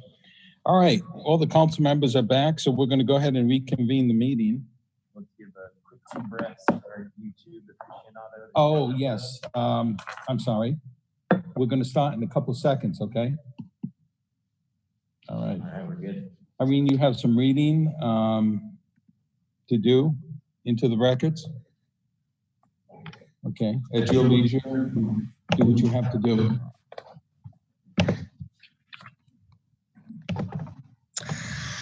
Okay, so we did receive 10. The first is from Miranda Smith and Mark Alvarez. I'm writing to state that my family and I want to keep the fireworks continuing in Cloverdale, both from small stand kind to the big ones put on display. As it has been confirmed, there have been no fires due to fireworks in 22 years. I understand there are some renovations happening at the school, but I am sure another area can be found. I disagree with the reasonings of COVID-19 as an excuse, but if it is skipped for that reason this year only, it would be tolerated, but for this year only. This should not set a precedence for future fireworks. The town is full of hardworking families, a lot with young families. I grew up in Geyserville and came to Cloverdale many times to enjoy fireworks. Those memories are precious and we should not be robbing our children of these same experiences. I am proud to be raising my children in Cloverdale, which is safe and where the values I had growing up are similar. Please do not take this away from our future generations. The second comment is from Charlene Shaw, and that is, I am voting to ban all fireworks for 2020 and all future fireworks, whether they are organized or not. Fireworks are no longer essential. Safety first. We could celebrate in another way, with parades that end with big barbecues that could be a fundraiser highlighting summer harvest of apples and selling and serving apple pie, local vendors, etc. I thank you for giving me the opportunity to vote. I love Cloverdale. Okay. The third is from Joelle and Will, writing to state that my family and I want to keep the fireworks continuing in Cloverdale, both from small stand kind to the big ones put on display. As it has been confirmed, there have been no fireworks in 22 years. I understand there are some renovations at the school, but I am sure another area can be found. I disagree with the reasoning of COVID-19 as an excuse, but if it is skipped for that reason this year only, it would be tolerated. This year only. This should not set a precedence for future fireworks. The town is full of hardworking families, a lot with young families. I grew up in Geyserville, came to Cloverdale many times to enjoy fireworks. These memories are precious and we should not be robbing our children of the same experiences. I am proud to be raising my children in Cloverdale, which is safe and where the values I had growing up are similar. Please do not take this away from future generations. Number 4 is from Harold Minkin. Hi, I hope you both support canceling the sale and use of fireworks in Cloverdale this year. My reasoning is that first, regarding the fireworks show, is that we may still be quarantined, and if we might still restrict being among crowds over 50. I just learned that the Lions Club will not be having a show, so perhaps this is a moot point. Second, fireworks sale will promote gatherings as well, pressuring our limited fire resources to be on call. Back in 2008, when we had local fires and I was a Lions Club member as well as a Red Cross member, I tried but lost in canceling selling fireworks. As the leaders told me, this was the main way they obtained money. I suggested having other activities like barbecues and dances, which of course cannot happen currently. Hopefully this is helpful information. Okay, number 5 is from Todd Lands. I am a concerned citizen of Cloverdale. Recently, there was a subcommittee meeting with an agenda item regarding fireworks in Cloverdale. The Lions Club and Veterans of Foreign Wars use the fireworks sales and show as major fundraisers for their organizations. Canceling the show and not allowing fireworks in Cloverdale would be a huge loss to both programs and a detriment to our community. Lion Club fireworks sales and show account for approximately 30% of their fundraising, which supports over 30 different programs in our town. Lion Club supports a majority of our children's sports programs, feeds the needy, and always helps and donates at every crisis our community encounters. The ordinance or removal of the fireworks program is a direct and personal agenda of a few, not the majority of the community or Cloverdale Fire Protection District, as proven in the past, as well as the present. Cloverdale has not had a fire related to safe and sane fireworks in over 22 years. We have had more fires started by cats than we have had from fireworks in our town and our county. So to say the least, these are being pushed for removal by a few that simply do not like them. With COVID-19 in place, we have a lot that is uncertain, but we can all celebrate July 4th with fireworks and still abide by the current restrictions. Further, July 4th is approximately 2 months away, and the restrictions should be drastically lessened by then. Fireworks are only sold the week prior to the holiday, which allows for plenty of time to adjust sales as necessary without making an emergency decision now. This emergency decision would not technically fit the definition of an emergency, therefore should not be an emergency subcommittee agenda, which does not allow proper time for the community to take part in the discussion. Further, the 3 p.m. meeting time does not work for most community members that are working and only works for those against the sales. July 4th is for our community, county, state, and country to come together as one and celebrate our freedoms. It is one of the only things these days that virtually all Americans stand behind and love. Removing fireworks for nothing other than a personal agenda would not only be wrong to children learning about our country, but would be wrongful for adults that are celebrating what they and their forefathers did to create, defend, and further the freedoms that we all take for granted. I would appreciate, okay, got it. Number 6, this is from Eric Hernandez. He supported everything that the previous correspondent said. Thanks, Todd, for your support on this. As the community has said loud and clear, they want their fireworks. I hope the city council realizes that. Eric Lyon, president. We have number 7. This is from Sean Beauvais. I'm writing to you today to express my disappointment and disgust in your lack of service and commitment to your oath to this community. In this unprecedented and uncertain times, you have failed us. Please consider the following. You as a body have shown on a number of occasions your inability and unwillingness to work together and display sort of sense of community as a council. You continue to lie and deceive community leaders in Cloverdale. As an example, nothing has been done to address our homeless situation or the issues it creates at the plaza. You are involved with such discussions only for the opportunity to have your picture taken as if you were doing something to help. You have allowed a very contentious tax revenue generating retail cannabis dispensary permit held hostage now for over a year only to appease friends of yours in the community. Our roads continue to go neglected, safe crosswalks and the discussion of no longer exist. The idea of a skate park for our children has been deteriorating for decades as you continue to waste taxpayer money as a result of your lack of commitment, follow through, and the simple process of due diligence from the start. Your interaction or lack thereof with our school board is unacceptable. Subcommittee meetings, ad hocs, and workshops have all been and continue to evolve into a very uncomfortable experience for the public. To be present at these and observe your behavior is horrible. The continual conflict of interest from our city engineer and his wife of another name continued to persist. You have a considerable lack of respect for those you serve and provide the community or the opportunity for benefits that most average residents will never experience. You have displayed an absolute dereliction from your commitment to your constituents. You are very disrespectful to each other, city staff, and the people you serve. It has been witnessed several times in person and on the YouTube, which records your behavior every second and fourth Wednesday of the month. Several of you have lied straight to my face repeatedly about a wide range of issues. Shame on you for not taking your responsibility seriously. You have used the honorable and elected position as council member as your own personal pedestal to effectively destroy people's livelihoods and their pursuit of happiness of your own sense of righteousness.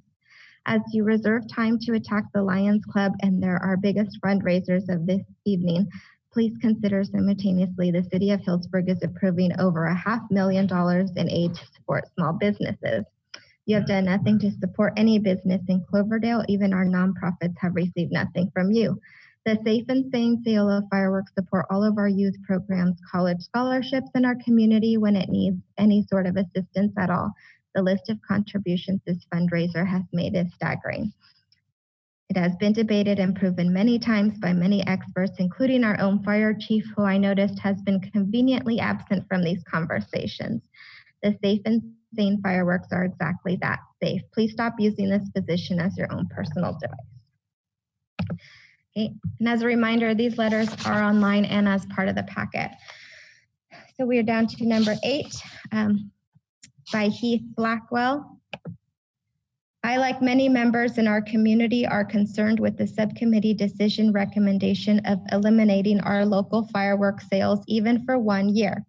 Why wasn't the City Fire Liaison Committee Fire Department consulted during this discussion? The Cloverdale Fire Department has answers to frequently asked questions regarding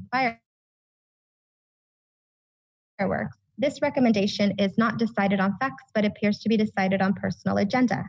Not only is this detrimental to our community because of the overall history and tradition of the show and the joy it brings our community to show such patriotism, but this decision affects our children's fundraising put on by the Lions Club. Approximately 30% of the Lions Club donation money comes from this fundraiser alone. There is a high social economic disparity in our community. The Lions Club helps bridge that gap with their contributions. If you take the biggest fundraiser of the year, then you are hitting our community hard. The beauty of this community is that we care. We come together to get community input for that, but that doesn't seem to be the case in this situation. Our community needs events that will bring us together. This is the biggest event in Cloverdale, a time for us to gather and share the spirit of our freedom. Over the last 22 years, there has been one fire in Cloverdale from safe fireworks, not one structure lost from safe fireworks. Prematurely banning fireworks in our community will cause an influx of illegal fireworks. The police chief stated in the subcommittee meeting that they wouldn't have to ramp up staffing, which I believe to be unfounded. Fire and police personnel will continue to be needed, if not more than before, to respond to people using illegal fireworks. This time it will be people using them in places they shouldn't be using them to hide from law, at the rivers or fields. Let's not try and make this permanent solution for a temporary issue with COVID-19. This is a premature decision. Social gatherings is a temporary concern. COVID-19 will pass and we will prevail as a community. I urge you, our elected city officials, to vote no on the moratorium of the sales of fireworks this year or any year. Number 9, from Dennis Ravel.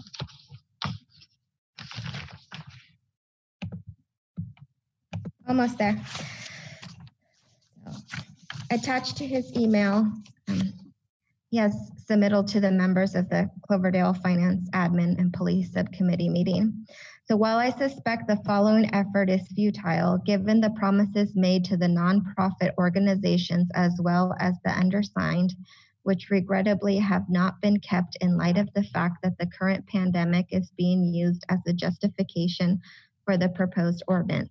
I did want to make sure that all of you understand and appreciate the most recent developments on the ability of 2 nonprofits to operate state-approved fireworks stands during stage 2 of the governor's COVID-19 recovery plan. Yesterday, Governor Newsom and State Public Health Director Dr. Sonia Angel issued additional guidelines for shopping malls, destination shopping centers, strip malls, outlet malls, and swap meets. In the physical distancing guidelines of that document attached here too, they addressed and permitted temporary sale locations like vendor carts, kiosks, vendor tables, tents, and other displays, conditioned on them complying with appropriate physical distancing guidelines. The Cloverdale nonprofit's temporary state-approved fireworks stands fall within the enumerated category of other displays, as they are functional equivalent to a vendor cart, kiosk, swap meet, vendor table, or tent. We believe that the city should allow the 2 state-approved fireworks fundraising stands operated by the Cloverdale's community nonprofit organizations to qualify as stage 2 non-essential retailers under the attached new guidelines issued on 5/12/20 Particularly given the short duration, they are usually open only 9 a.m. to 10 p.m. from noon on July 1st through July 4th. The fact that the use of the fireworks are restricted to just curbside delivery and the rather detailed physical distancing program we have put in place, TNT Fireworks physical distancing protocol is equal to or greater than those imposed on the retailers currently open and operating in Cloverdale. It is important to note that large stadium-sized gatherings will not be allowed under the existing state executive orders under Governor Newsom's Stage 4 is reached. As a result, many local jurisdictions, including Cloverdale, have suspended or put their community's 4th of July public fireworks display on hold. Consequently, family backyard celebrations using state-approved fireworks will be the only safe and responsible option available for most Californians. State statistics as well as anecdotal evidence clearly demonstrates that in the absence of most Californians, public displays in many Californians regrettably gravitate to using dangerous illegal fireworks, particularly aerial items and exploding pyrotechnics that cause virtually all of the fireworks related fires and injuries each year. And then our last, sorry about that.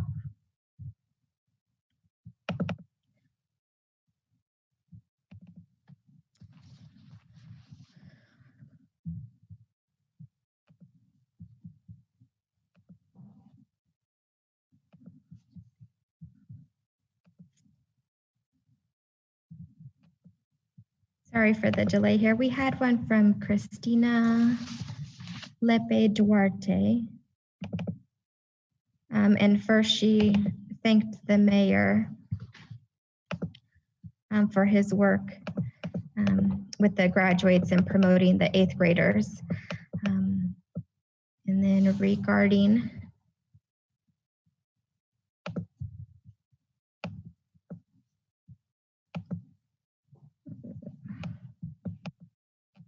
multiple screens here, sorry. Okay, so she wrote, because I want to speak in support and in behalf of our Lions Club and our local businesses. I'd like to see that we fight hard to allow our small businesses to get up and running, even if they have to make some adjustments. We all know how much sacrifice and hard work goes into building a successful business. We must embrace and support our local businesses extra in these hard times so they can stay viable. Please help us help them. Please put some respective pressure on our Board of Supervisors or Senator McGuire. We cannot just sit here with our fingers crossed and offer prayers. We must act hard. This comes to my other concern. Just in the last couple of years, I have gotten to know how supportive and generous our Lions Club President Eric Hernandez, John Turner, Bob Jojola, Tex, and many other Lions Club members have been and continue to be towards our children and our community. Their support to our community is invaluable, just like many other wonderful and generous organizations. Just as our community knows they can count on them, I, Cristina Lepe Duarte, want to offer that same support and respect in return. Raising funds in a small community can get very taxing. There are so many wonderful causes that rely on donations from our community. It would be very sad and disappointing to know that our community did not fight hard enough to find a solution to keep our traditions intact and allow our Lions Club to continue to sell fireworks. It is my understanding that due to the football field being worked on as well as COVID-19, literally hijacking our nation's economy and social welfare, it is my position that our City Council please take into consideration that families need to have a reason to celebrate, a reason to have hope, a reason to be proud. If we strip our traditions and the opportunity to help keep our local programs viable by taking away the sales of fireworks and the freedom to celebration, what do we have left? Our social emotional welfare is at stake, and I am not only talking about our children, it's affecting us adults and our elderly. Please work with our fire chief and police chief and find solutions. Make modifications if need be. Perhaps with every sale of fireworks, make it be that the consumer has to prove that they have a bucket of water and a fire extinguisher available. Make it so that we keep the social distancing order. Every person that decides to purchase fireworks should sign a waiver stating that we are aware of the social distancing protocols, as well as aware of the safety measures and responsibility associated with operating legal fireworks. I emphasize legal fireworks because we all know that if we don't support legal fireworks, that's when the illegal fireworks start to roll in. It all goes back to the basic supply and demand. I'm done. Is that all, Irene? Yes, it is. Thank you. Thank you. That was quite a bit. Okay. Well, is there any more public comment on the internet? No, there is not. Okay, then I'm going to close the public comment, bring it back to the dais. Council members, do you have anything else to add at this point? Okay, seeing no one raise their hand, let me just say a few words. Mr. Mayor? Melanie, go ahead. I have both hands raised, so. Okay. Great, thanks, thank you. Yeah, I just kind of want to, refer back again to the subcommittee meeting, where we first heard this item. And just to kind of point out, I was a little disappointed in the content of some of the letters because I think that they really mischaracterized, how this item came about, what the impetus was, and we went into it in a lot of detail in the meeting. And I thank City Manager for kind of giving us a summary and for the Chief for weighing in, because I think that from the staff perspective and from the police perspective, I think that that's just a really important part of the story with where this is. I think everybody knows that this past year before the COVID-19 epidemic, a group of citizens, wrote letters and came to the subcommittee and said that because of the recent fires and their experiences, and they're concerned about, living in the wildland urban interface, they wanted us to revisit the fireworks question.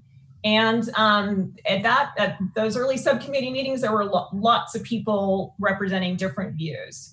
Some people were saying, safe and sane are fine, but I'm not happy about the fireworks show. Some people say fireworks show is fine. It's run by professionals. It's a place where people come together, but I don't like safe and sane. I don't feel comfortable. So, and then other people were saying, I don't want any fireworks at all. And then some people were saying, don't change anything. So since then, of course, we've had COVID-19, and the subcommittee that was supposed to revisit this issue, we had to drop the ball with the PSPS and with COVID-19. So that didn't come out of any additional hearings or any subcommittee or an ad hoc committee at all. This really came from the current circumstances. And that is a really overworked, maxed out police department, staff that has not been able to, as we heard in the earlier item, be able to do the brush clearing that we normally do, and not having any access because of COVID-19, having no access to the con crew to do like the 2 weeks worth of work on fire prevention that we typically do in our parks and open spaces. So that's really the impetus of this. It's not an attack on any group. It's not a personal agenda item. It's coming out of our current condition.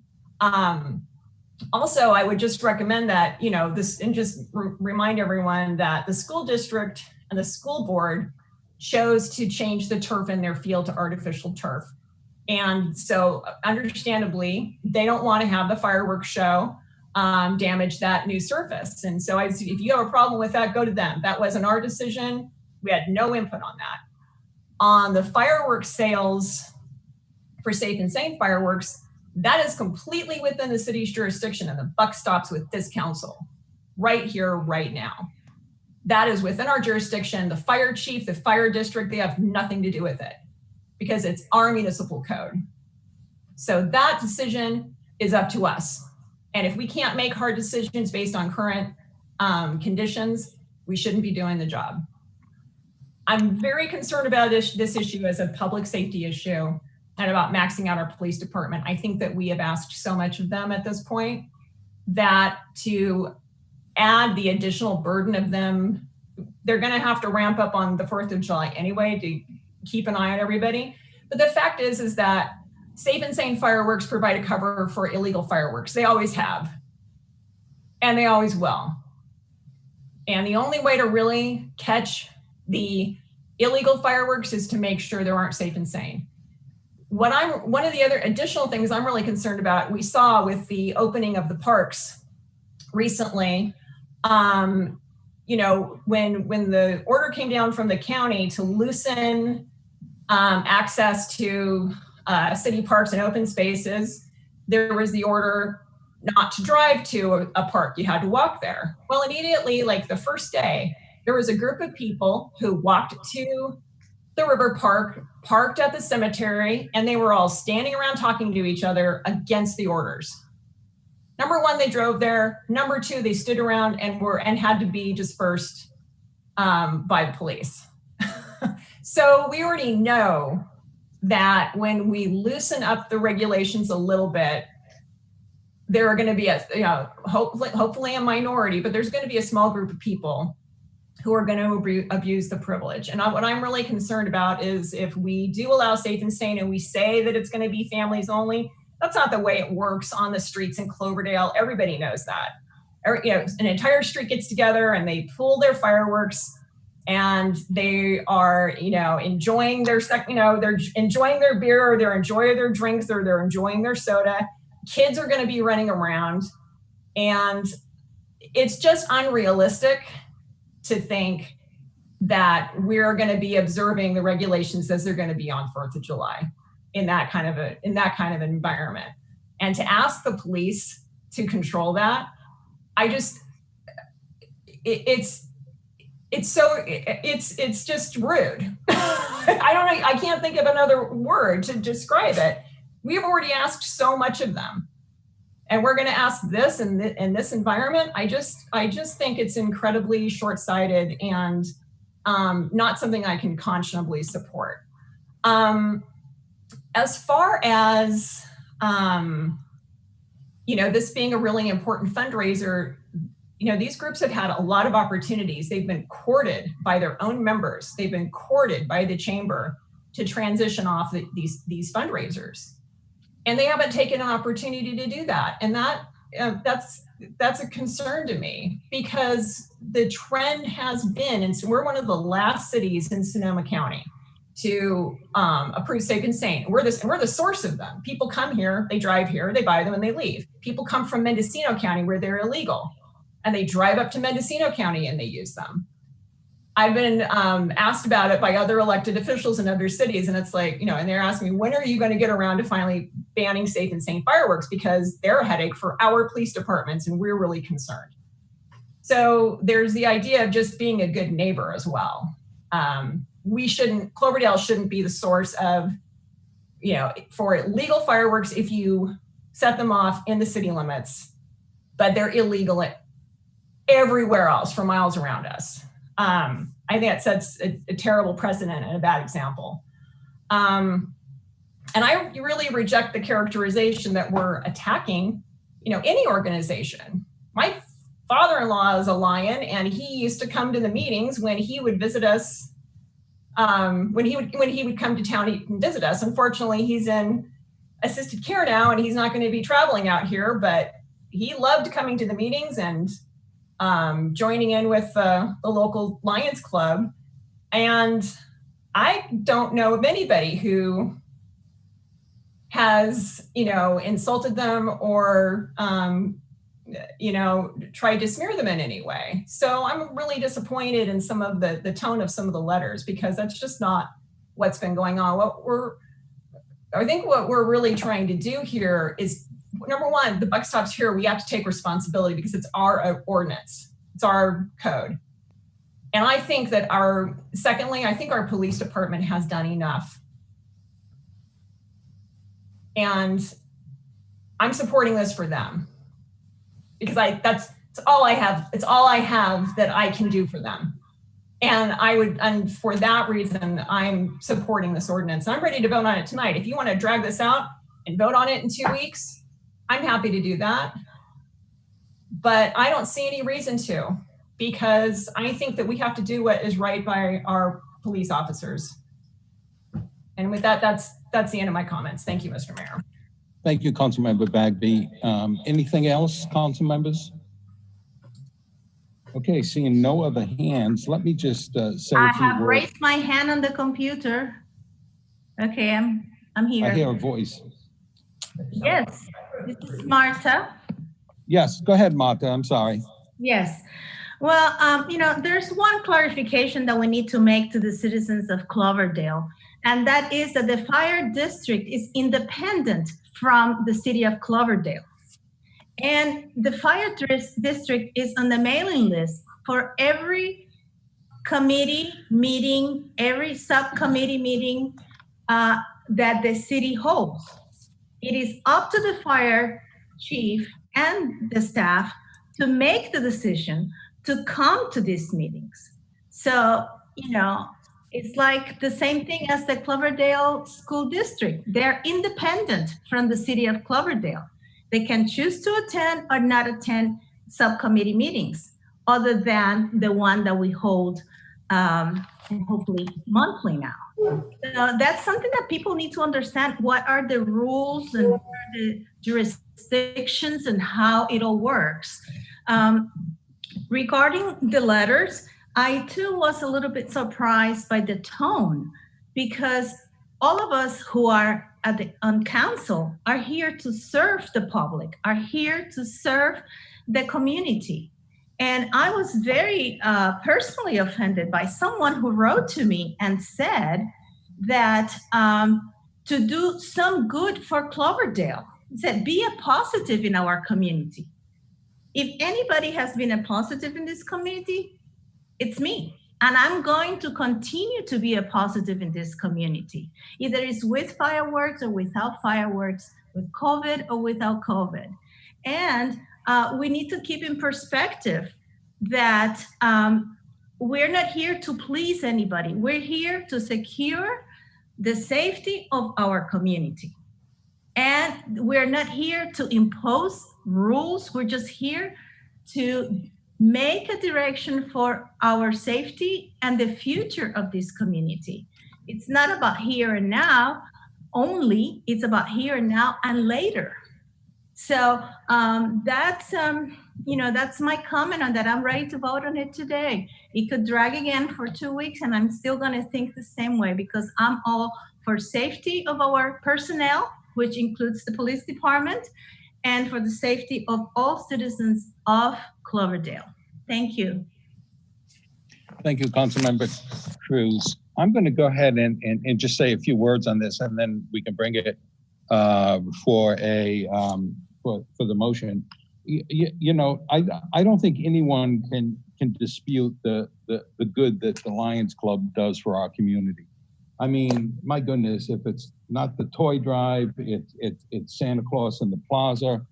Every time you turn around, the Lions Club are doing something.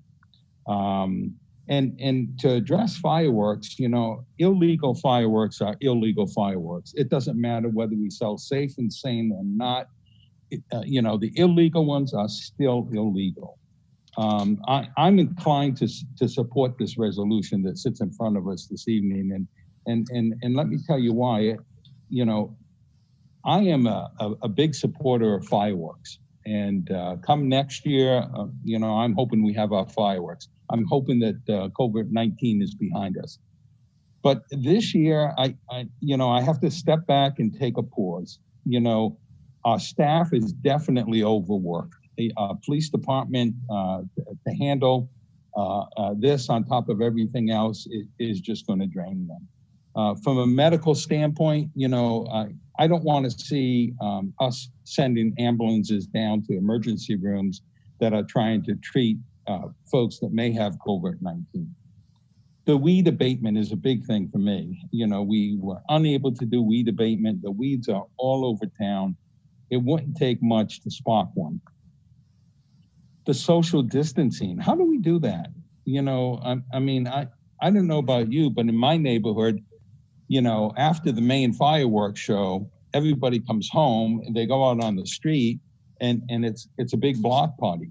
and that's going to continue. So, at this point in time, I just have to step back and say, unless something changes between now and the next couple of weeks, I'm going to have to support this.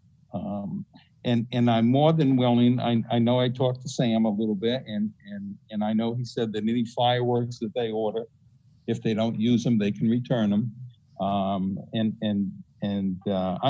I'm just hoping next year we can have them. I'm really disappointed that the big show is not going to happen.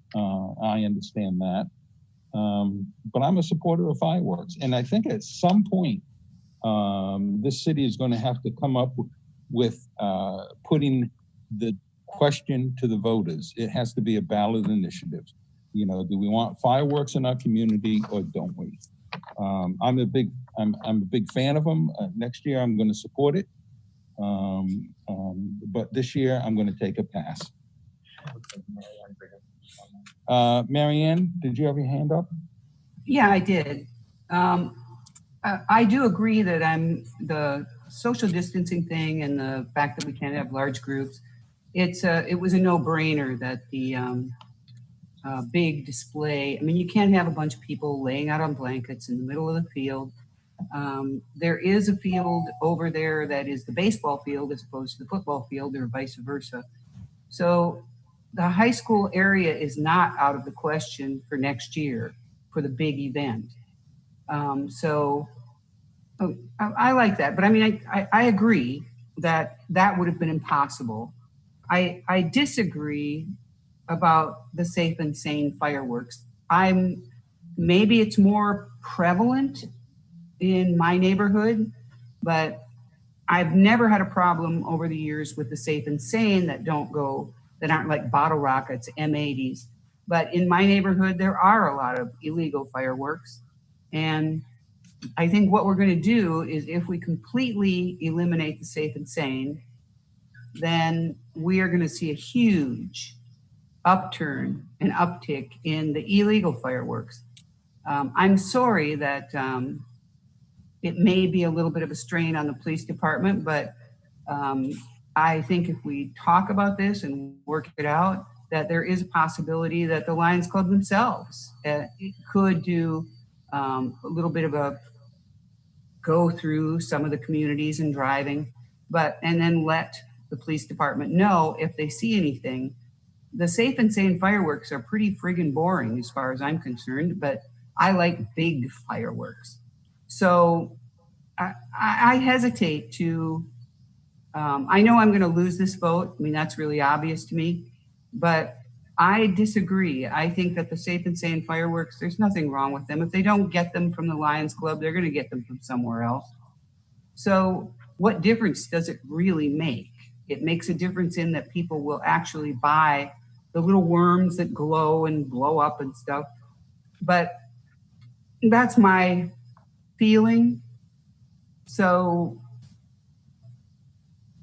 that's really all I guess I have to say, but I just don't understand the total elimination of even just the safe and sane.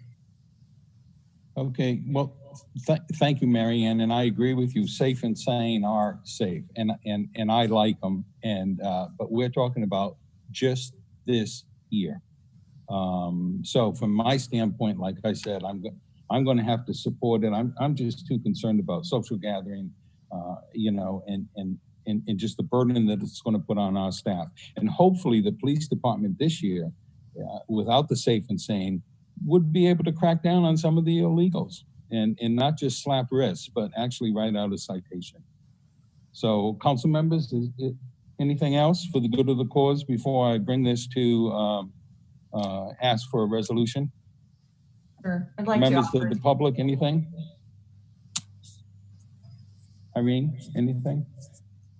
Okay, well, there's a resolution. I believe that's on page, that is on page 130 of your council packets, if somebody would like to offer it. Mr. Mayor, I'll offer the urgency ordinance. Okay. Is there a second? I'll second the ordinance. I second the resolution.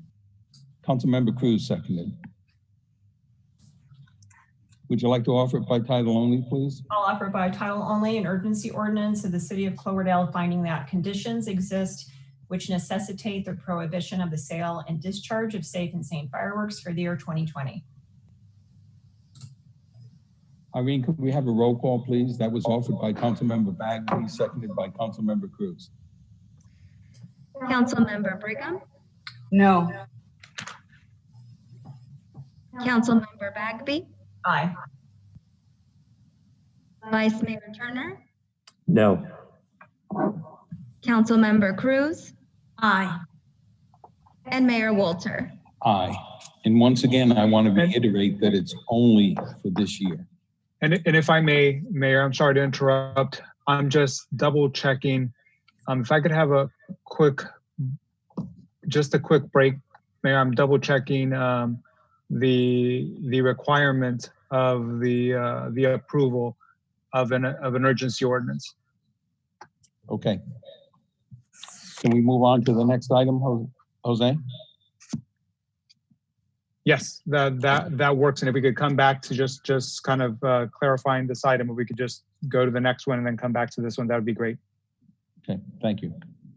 All right, next item is item number 10, which is appoint members to a Citizens Oversight Committee to review and report on the receipt of revenue and expenditures for funds from the user utility tax. And David, this is yours as well. Thank you, Mayor, Vice Mayor, members of council. That item before you tonight is a resolution appointing a 3-member oversight committee to review and report. Mr. Mayor, can you have the city manager unmute himself, please? There we go. The mute button is a bane of our existence. Thank you, Councilmember Bagby. I'll start again.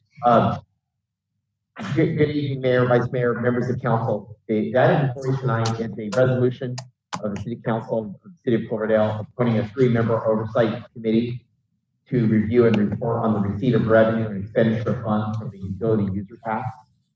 In the terms of the office of the committee members and defining the scope of the committee's responsibilities. By way of background, in 2014, the City Council adopted an ordinance that was put on the ballot for the voters' consideration to establish a utility user tax of 3% that would be applied to electric, gas, telecommunication, and video users. That ballot measure did pass, was referred to as Measure O. The purpose of Measure O was to help stabilize the city's general fund and to help keep Cloverdale financially stable, maintain critical services, and prevent cuts to public safety. That Measure O has provided approximately $400,000 in general fund revenue to support our services and important projects in our community.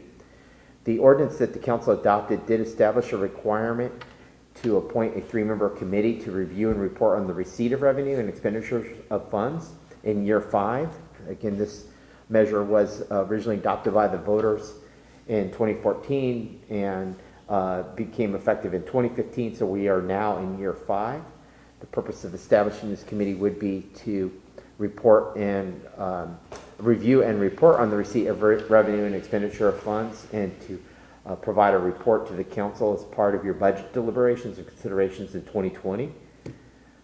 After working on reviewing who might be well suited to sit on that committee, staff did reach out to Nina Hanchett, who is the director of the Chamber of Commerce, as well as Mike Nixon, who's a business owner, as well as the city treasurer, and last but not least, Carol Givanato, who is the president of the board of directors for the fire district and is a former city manager. All 3 of them did indicate their support for participating on the UUT Oversight Committee. Included in your packet is a resolution that would appoint them and provide their roles. And staff's request is the staff's recommendation is for council to consider and adopt a resolution that would appoint those 3 members of the committee and request them to provide their review and oversight of the UUT and the Measure O reports. That's the end of report, Mayor. Council members, happy to entertain any questions you might have. Thank you. Council members, are there any questions for staff of this report? I was going to ask how were the names arrived at? I think that they're great, but and they're all, you know, wonderfully qualified and I think known to all of us. I'm just wondering, what was the outreach? There was no specific outreach process to garner support. It was thought that folks with the necessary background and expertise to review budgets and understand the need for UT revenue, but who could also independently report on it. The three members, again, Nina Hanchett, representing the chamber, would have that connection with the business community. Mike Nixon, obviously, is a local business owner, former council member, but also the city treasurer. And our treasurer, yeah. and then last but not least, Carol Givanato oversees the budget processes with the fire district, understands the importance of local tax revenue and how they're expended. So her expertise would be valuable for review of our UUT and reporting to council. And Carol also used to be the finance director and assistant city manager of the city of Cloverdale. So, so prior, the shared city manager role was not community development. She moved on to become city manager for the city of Sonoma for a number of years. And then she became city manager. I'd like to make a comment. So that created some questions that are just not on this topic. I'll talk to you about later. Mary Ann, you had a question? No, I don't really have a question. I would just say that I can't think of three people that would be more qualified to do the Citizens Oversight Committee and how important the utility user tax is to this community. We need to keep that running smoothly. We need people we can trust, and I do trust all three of those completely, that they're going to look at it and make sure that it's done right. I know it possibly can come up for a vote and by the general public in the next few years. And I just want everybody to know that that is a really critical part of our funding. Thank you. Councilmember Cruz? Yes, I want to ditto what Marianne and Melanie said about these three individuals. I definitely believe they're the right ones. Did they accept already? I'm sorry, I didn't get that last. Did they accept already? Yes, they have. Okay, well, that's something to celebrate. And it's very important for our transparency to have these individuals on board, especially after the questioning that we had this evening about the LNL. So yes, this is very good. Thank you. And David and I reviewed before we finalized the resolution that you see in front of you. If there's no other questions, I'd like to. One comment, yes. I want to applaud the selections that you made. I just have one comment because really all I'd be doing is echoing what my colleagues said before me. But I'm particularly excited about the concept of the different members having their own respective bodies that they can go back to. Mike Nixon is very relevant and participates in many different groups. We have Nina through the Chamber of Commerce. And admittedly, the third person was not familiar to me, forgive me. But the other two people, I really like the idea that they have these groups that they can go back to and discuss things that may have come up in their oversight or as a function of the audit, and even get that much more level of input with the figurative quote unquote investment on three people. So I really applaud you guys for really thinking downstream on these individuals that you've recommended for this role, and thank you for doing that. Yeah, and one more thing, Vice Mayor Turner, Carol Giovannotti is, I don't know if you heard David say, she's on the fire board. Oh, perfect. And she served on that board now ever since I've been in town. So I echo the same thing, right? Another entity in which feedback can be solicited. Right. So well done. Okay. So there's a resolution if somebody would like to make that, and that sits on page 137 of your packet. Go, Marianne. You want to do it? I know you do. on mute. There we go. Okay, it's a resolution, City of Cloverdale City Council, a resolution of the City Council of the City of Cloverdale appointing a 3-member oversight committee to review and report on the receipt of revenue and expenditure of funds for the utility users tax, setting the terms of office of the committee members and defining the scope of the committee's responsibilities. I will second. Seconded by Turner.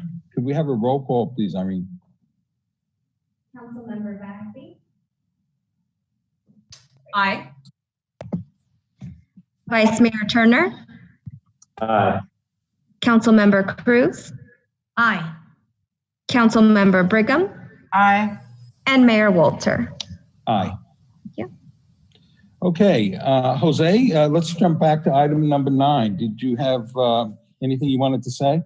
Yes, thank you, Mayor. So, and under Section 7 of the actual ordinance itself, the urgency ordinance, it does require a 4/5 vote of the City Council. However, some history for the council here, and maybe this should have been brought up at the Finance Committee meeting. The municipal code only requires a determination of the council to be made, and that's done yearly if you want to ban the sale and the use of safe and sane fireworks. In fact, the section is cited in the ordinance itself, and that is section 15.14.695, subsection B, which states that notwithstanding any contrary provision to this code, the City Council may in any given fireworks sales year prohibit the sale and discharge of safe and sane fireworks upon determining that conditions exist in the city that may include but not be limited to fire weather events, fuel, moisture, drought, limitations on available firefighting forces, and or conditions that the City Council finds creates an extreme danger to the public health and safety and or life and property of the residents, businesses, and visitors in the city. In its sole discretion, the City Council may consult with the Cloverdale Fire Protection District prior to prohibiting the sale and discharge of safe and sane fireworks in any given fireworks sales year. The reason why it was brought as an urgency was more of the urgent nature of why this was being done. The decision was made, well, let's prepare an urgency ordinance. I think it was an oversight regarding as far as the voting goes. Nothing in here says it needs to be an urgency ordinance.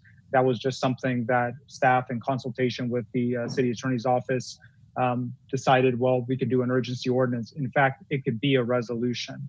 So apologize for that oversight, but nothing in the law says that it has to be an urgency ordinance requiring 4/5 vote. Your municipal code doesn't require that either. It could definitely be a resolution. And I think, Mayor, you were calling it a resolution probably because of previous conversations of what this document should be. I know that the majority of the council has voted in order to adopt the ordinance. This is kind of a weird situation where the tool or the document in front of you requires a 4/5 vote, but legally no 5th vote is required, just the majority of the council. With the direction of the majority of the council, I would recommend that the council direct, that the majority of the council direct that staff in the City Attorney's Office look into and bring back a resolution making these findings and complying with the municipal code, specifically the section cited in the ordinance. The findings are the same and the action would be the same, but it would be a resolution encompassing what's required under your already adopted municipal code. I apologize for that confusion. Jose, is there any way that we can do an amendment to the title of the ordinance, of the resolution? Great question, Mayor. I wouldn't do that today because it is an ordinance and it would be converting an ordinance to a resolution. Technically, it just says a determination. It could even be a motion, but in order for the record and for it to be clear, and again, apologize for this confusion, but I would bring it back on as a consent calendar item, even if the council has already discussed it, but under the next meeting as a resolution. That would be my recommendation, unless we find something otherwise, of course. Okay, well, then I guess we're going to have to do that, but no, I do not want it to come back as a consent item. This needs to stay transparent. definitely up to the council, Mayor. Okay. All right. So what do we need from the council now? You said the majority to a motion, Mayor, a motion to bring back this item, to look into this item and bring it back as a resolution, unless otherwise legally required. And that could be a motion and a second, and we would be looking into it since the previous motion technically failed because it didn't get the 4/5 vote required. So moved, Mr. Mayor. Marta? Second. Could we have a roll call on that, please? Irene? Sorry, I need clarification. What am I voting on? You're voting on whether this item is going to come back to us at the next meeting as a resolution. To have the Fireworks. moratorium for this. Yeah. Okay, thank you for the clarification. Please. Irene? Vice Mayor Turner, No. Councilmember Bagby, Aye. Councilmember Cruz, Aye.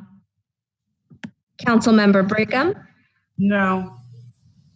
and Mayor Walter. Aye. Okay. So that takes care of 9 and 10. And Jose, we'll wait to hear if everything is okay with this, right? Yes, absolutely. And the game plan, again, looking at the law and looking at your municipal code right now, as I read it, it doesn't seem to be a problem to be brought back as a resolution. And we'll be working on that to be placed on the next council. And if for some reason there's a problem, you will, of course, receive a report from me prior to the next meeting. Okay, thank you. Mr. Mayor, if I may. Yes. I think that this is a really good outcome because it'll give people a chance to weigh in who are, really across the spectrum on this issue. And also just to do some more clear communication on this issue, and that, and you were really right to underscore the fact that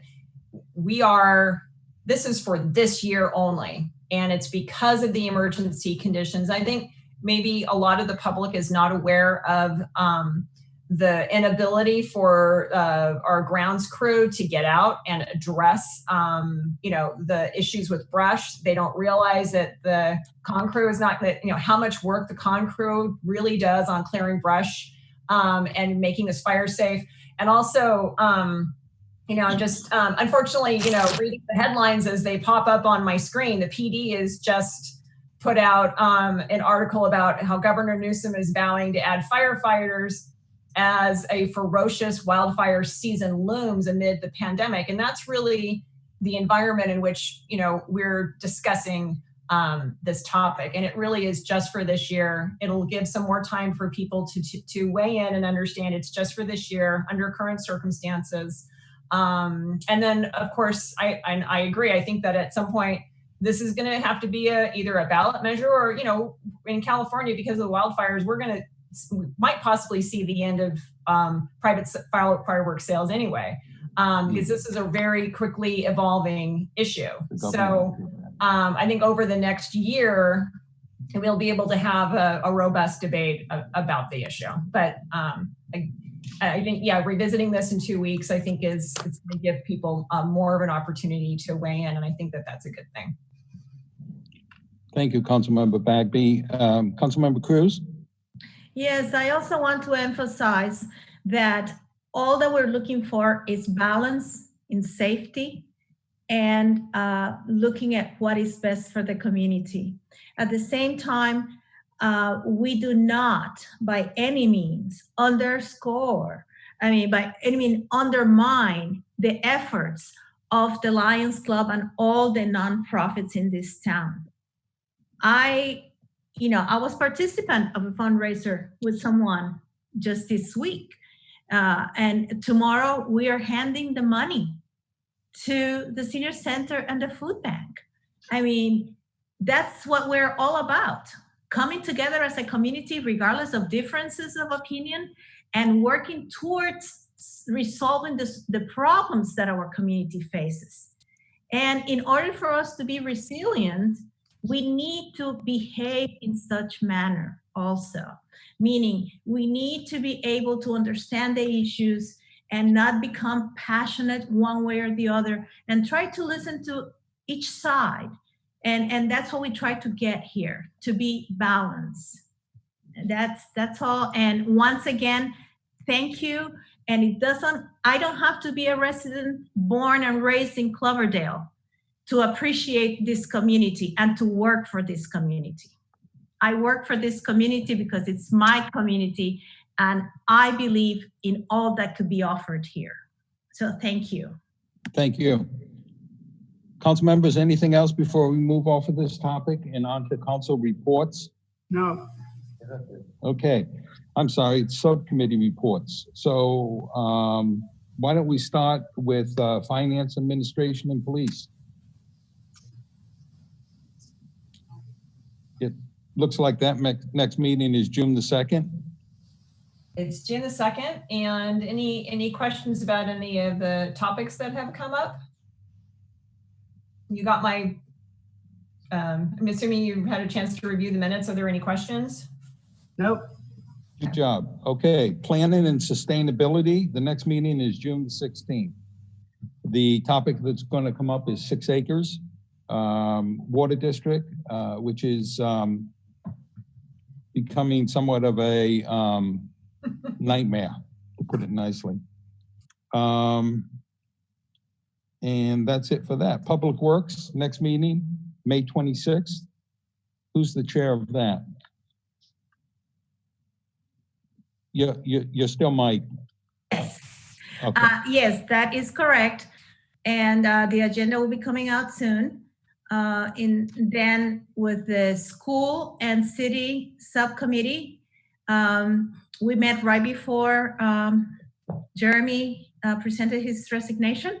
And we look forward to discussing and talking about a plan as this moves on in search of a new superintendent. We discuss the collaboration with the city to get police department presence, and look forward to community participation with any issues that may come about. And I think some may come about regarding virtual learning, teaching and learning. Okay. And joint city fire district? Yeah, right now there's no scheduled meeting, but I've really seen some opportunities this evening to get on the horn with the fire district and say that we need to get something on the calendar. So look forward to some updates on that. Okay. Next is the Homeless Community Advisory Group. And Council Member Brigham always says that's mine. So I'll just say that we haven't had a meeting, and the next meeting we're going to have to determine once we get our arms around everything that we're going through now. Council reports. And before we get into that, I just want to say that I've been working with a group over at the high school that have started a program where the students will have their pictures and banners hung on the Citrus Fair fencing that goes around. I've also kind of already committed to 2 banners at the entrance to the plaza. And I'm not sure if our city manager knows about this yet, but where we normally have Friday Night Live, we'll have 2 banners congratulating our students. Those banners one will be in English and one will be in Spanish. Low Knob Press is being utilized to make those banners, and the ones that are going to be hung on the fence. So the cost of those banners, I think, are going to come to about $140. And if we can't pay that as out of some city pool of money, we will definitely, I'll definitely ask my fellow council members to kick in a little bit. But that's recognizing our graduates for 2020. in the event the city can't commit resources, Gus, be sure to put me down for a contribution. Some of them. Okay, thank you. Council members, I'd like Councilmember Cruz to start. Most of you know from the Reveille that she's been appointed to a county commission on the status of women. And Councilmember Cruz, if you could just tell us a little bit. I know you probably haven't had a meeting yet, but maybe you can just share what the purpose of the group is and how excited you are to be on it. Well, tomorrow night is the first meeting. And the objective of this commission is to empower women throughout the county. I want to continue being a voice for Cloverdale, and especially for our business women in this town. So that is going to be a place where I'm going to talk about us in Cloverdale. Also wanting to make sure that there's a voice for the Latinx community and that we have access to all the programs available in the county for women and young ladies. And of course, this doesn't say that we cannot work with men. We have to, because it is in collaboration that we get everything done. So we would need husband support to make sure women go to meetings and help with the childcare and so on. But the objective of the commission is to empower women. And I am very happy to be present and to continue to give a presence to Cloverdale in the county map so that they stop saying that we belong to Mendocino. Okay. Any other council members have a verbal report that they'd like to give? Councilmember Bagby, we got yours. Just a short update though, Gus. Events kind of overtook me on that. I just wanted to make everybody aware, as part of my SCTA duties, I was kind of surprised at my last board meeting. I think I'd expressed that board didn't seem very excited about going out in November on the Measure M renewal, and they've practically done a 180 reverse. Now everybody's on board. And so that's why I included that the measure, the language is being worked on in my report, so everybody could take a look at it. But it'll depend on what happens. They'll probably do polling in June. So we'll kind of, take the temperature of the electorate and see. But yeah, I just wanted to let everybody know. I thought at the last board meeting, it was really, people were like, oh my gosh, we're not going to put a tax measure on the ballot in November. That would be crazy. And then in the last board meeting, everybody's completely changed their minds. So they might completely change their minds again. But it might, we need to be aware of it, because I think it's something that we'll want to support as a council, because that's an important revenue source for our street maintenance, but also it may influence what, if we decide to put any renewals or any new measures on the ballot, it's definitely going to influence our timing and what our strategy is going to be. So I just wanted to let you know that I thought that was off the radar screen. Now it's back on. Okay, thank you. Council members, anything else? Well, then let's move on to legislative reports. David, is this a status update on current emergency? Mayor, are you ready for update by staff on our COVID-19 response? Okay. I just want to point out that included in the packet is a pretty lengthy update providing an overview of the city of Cloverdale, as well as the federal, state, and local response as it pertains to the COVID-19 emergency.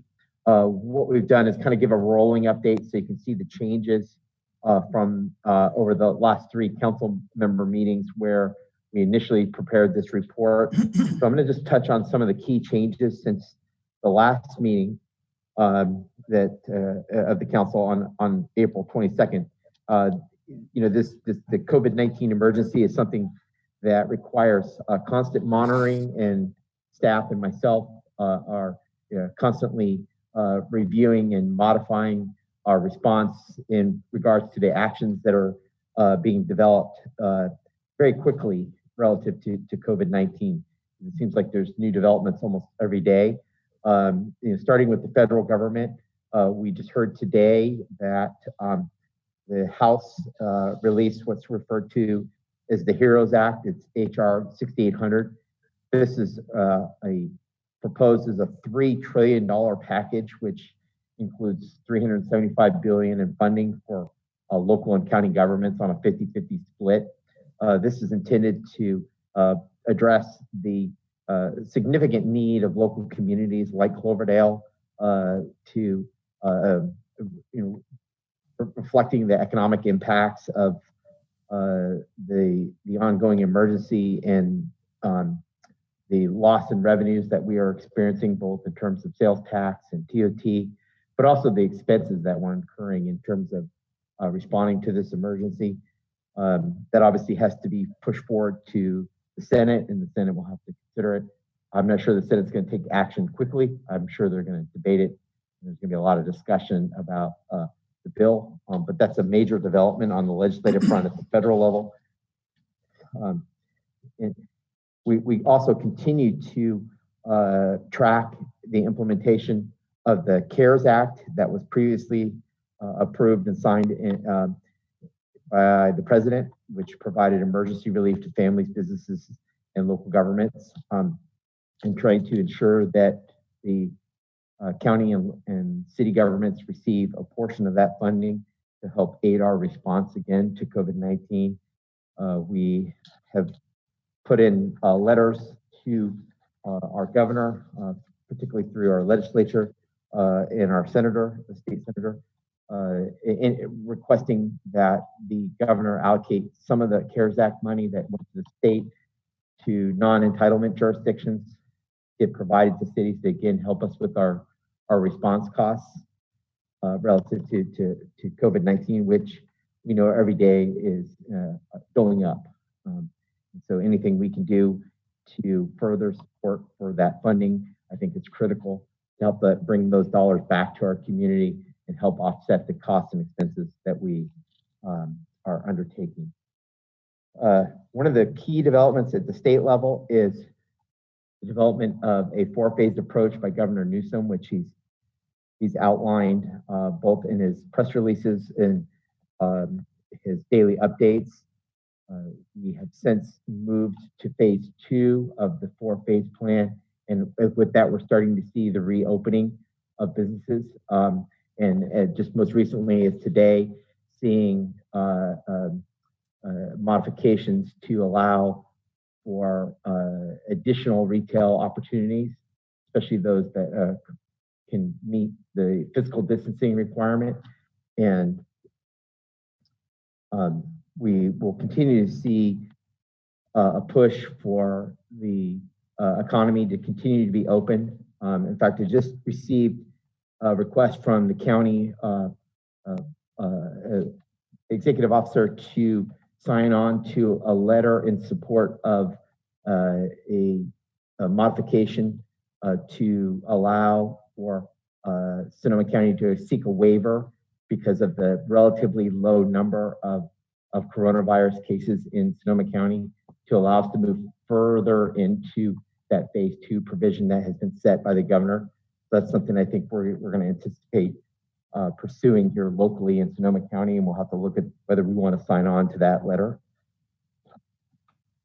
And David, and this is Jose, if I may, just to add a little to that, as far as the governor in the stage 2, and this is something that obviously you can imagine that the county's looking at quite a bit. When the governor came out earlier, and it was last week, and I'm sure everybody caught it, now declaring that we were moving into stage 2, but then there was different kind of stages. There was an early stage and a later stage. And in order to get into the later stage, you had to apply for a for what they call kind of a local variance, and you had to comply with certain factors as far as how many deaths within a certain amount of time, within like the 14-day period, how many folks have contracted the virus, et cetera, how much testing you have. That's something that's being looked at very carefully by the county to see if it could become one of the counties that can move on to that further stage, which even looks at destination retail, including shopping malls and swap meets, dine-in restaurants, other amenities. However, we're not there yet. That's you have to get a variance for that. There are several counties, actually, they move pretty quick. So the good news is the state is moving quick and moving counties to this next level in stage 2. That's something that the county right now is looking at to see whether the Sonoma County qualifies for that in order to start kind of seeing a little bit of that recovery, but of course being driven by the health officer and being driven by the data. Thank you, Jose, for that input. And Jose's absolutely right. There's this variance criteria, and that's something that I know our county board of supervisors is going to take up on Tuesday. And I think the interest is whether we as City of Cloverdale will be interested in signing on to continue to allow our city and our county to move more quickly through the phase 2 process that is set by the governor.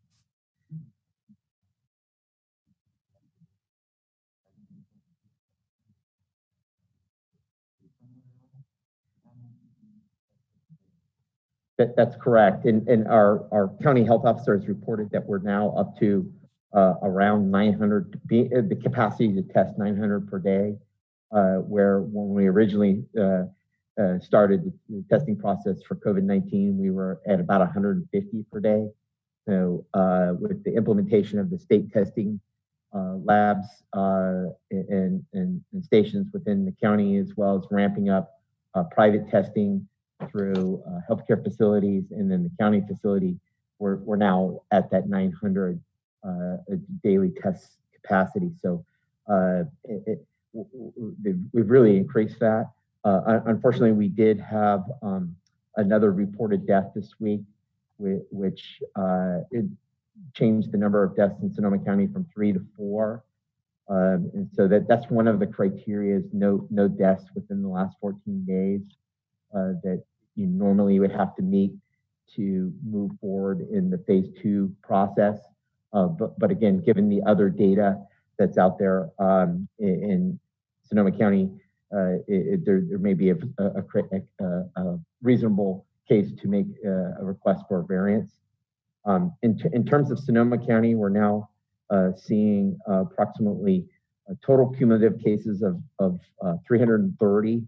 I think the total number is 333 as of today.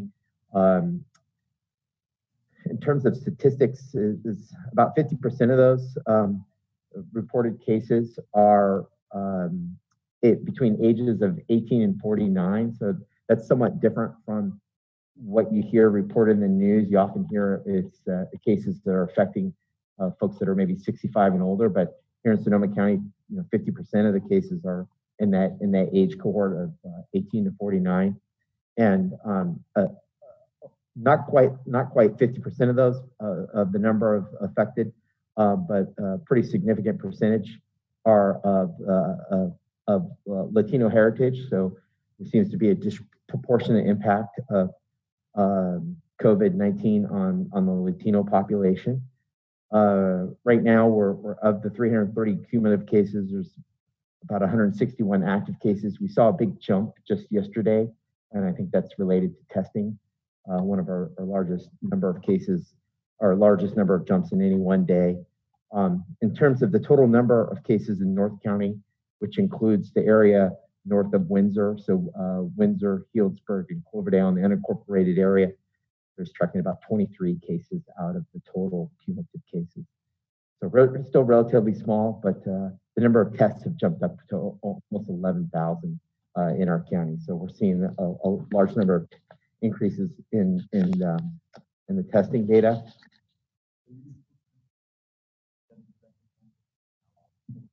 are testing positive? I didn't do an analysis on the testing percentage, but that seems about right. Staff continues to work diligently through this local emergency. We are seeing the Emergency Operations Center now transition this emergency completely over to what's referred to as the DOC, or Department of Operational Center. So rather than viewing this as a traditional emergency, it's really looked at as a health emergency. And the health department is really going to take the lead on the response and the data reporting going forward at this point. And so we're going to look closely to determine whether we continue to operate our Emergency Operations Center, or if we go, in basically kind of EOC light mode and just operate as the EOC during normal business hours. So that's something we're taking a look at. But we continue to participate in all the calls with the county, monitor closely. We're starting to move from kind of response to looking closely at recovery, particularly relative to economic development, looking at what opportunities there are to start organizing our business community and working with our chamber to address how we can start again as we move through the phases set by the governor, see how businesses can reopen, but do it in a safe and healthy manner, and what are the protocols that are going to be put in place to assist them to be able to move forward in a way that is supported by science and the health community. The Economic Development Board has developed what are some business best practices for various sectors to kind of implement, is to help provide some guidance to business owners on how they can open up more quickly, but do it so in a safe manner. But with that said, I'd like to turn it over to our Police Chief, Chief Ferguson, to give you an update from a public safety perspective, and each of our department heads and senior management to give you an overview from their respective departments, if that's okay with you, Mayor. Yes, before you...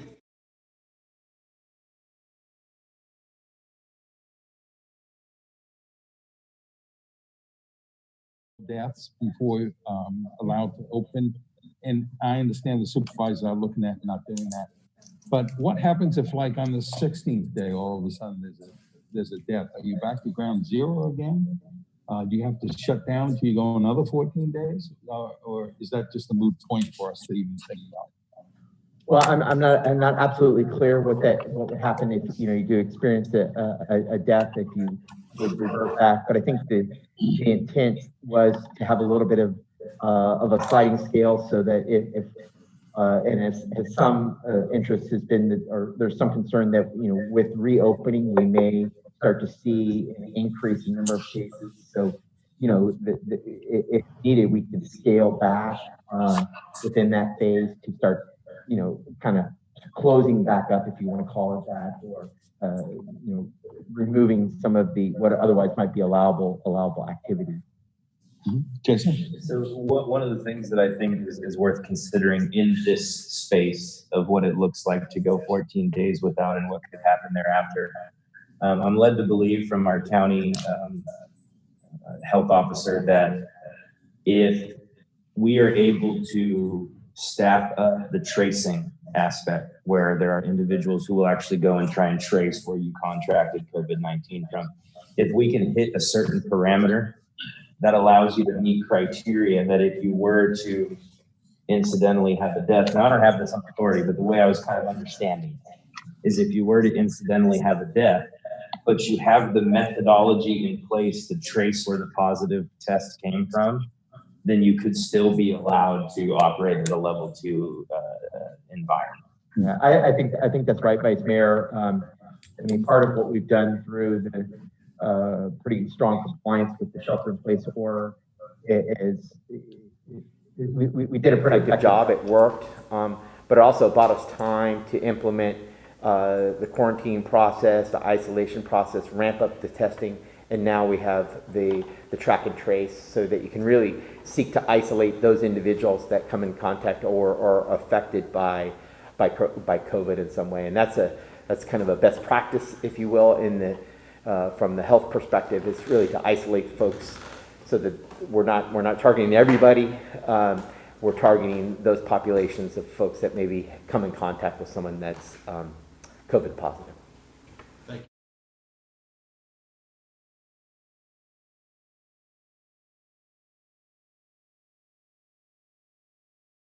Time we get something new in the orders, it goes out to the public. So hopefully everybody's getting those. We're trying to keep as active as possible. We're also ramping up our foot patrols and our activities in the plaza. We are addressing reoccurring homeless issues that are taking place.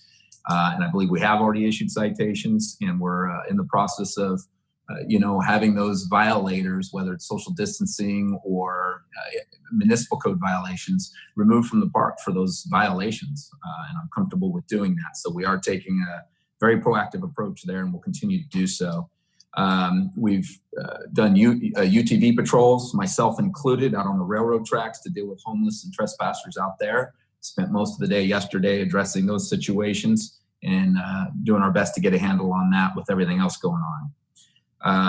On a great note, a couple of our police officers drove by residences where kids had birthdays, and unfortunately they weren't able to have parties, of course. But our police officers drove by with their lights on and kind of gave them a nice little surprise for their birthday. So I really commend the officers for doing that, and I think it's a great thing during these times that they're taking those measures.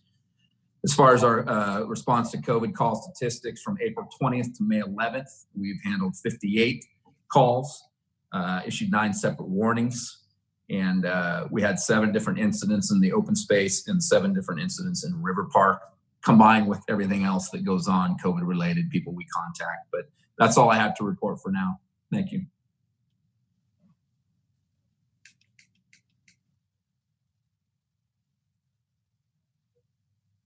Well, good evening, Mr. Mayor, council members. I'll go ahead and start with mine. For Public Works, of course, we continue to work full staff, except for, of course, our Parks Department is working at 50% staffing level right now. But everyone continues to work the protocols of safety.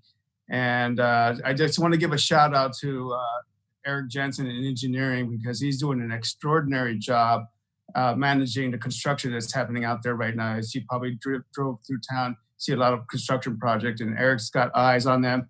And then the reporting for these projects are pretty intense. I mean, when you get federal highway funds, the reporting requirements are prolific, so to say the least. So it's more than just eyes on the construction, but it's addressing issues in the field and reporting to the state. Likewise with Hector, I want to give him a shout out, despite the criticism he received earlier this morning.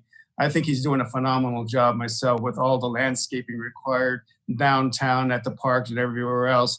And like I said, he's working at 50% level right now with no access to the con crews, as they're called, or adult supervised crews that come in and help with the open space and other areas. So a shout out to Hector. I know he was kind of felt a little hurt there after the criticism he received, but can't satisfy everyone, I guess. So bottom line, he's a good guy. That's end of my report.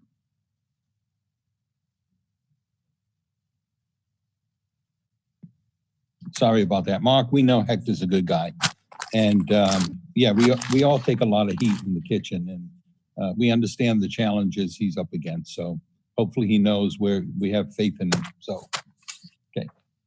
Mayor, council members, Kevin here.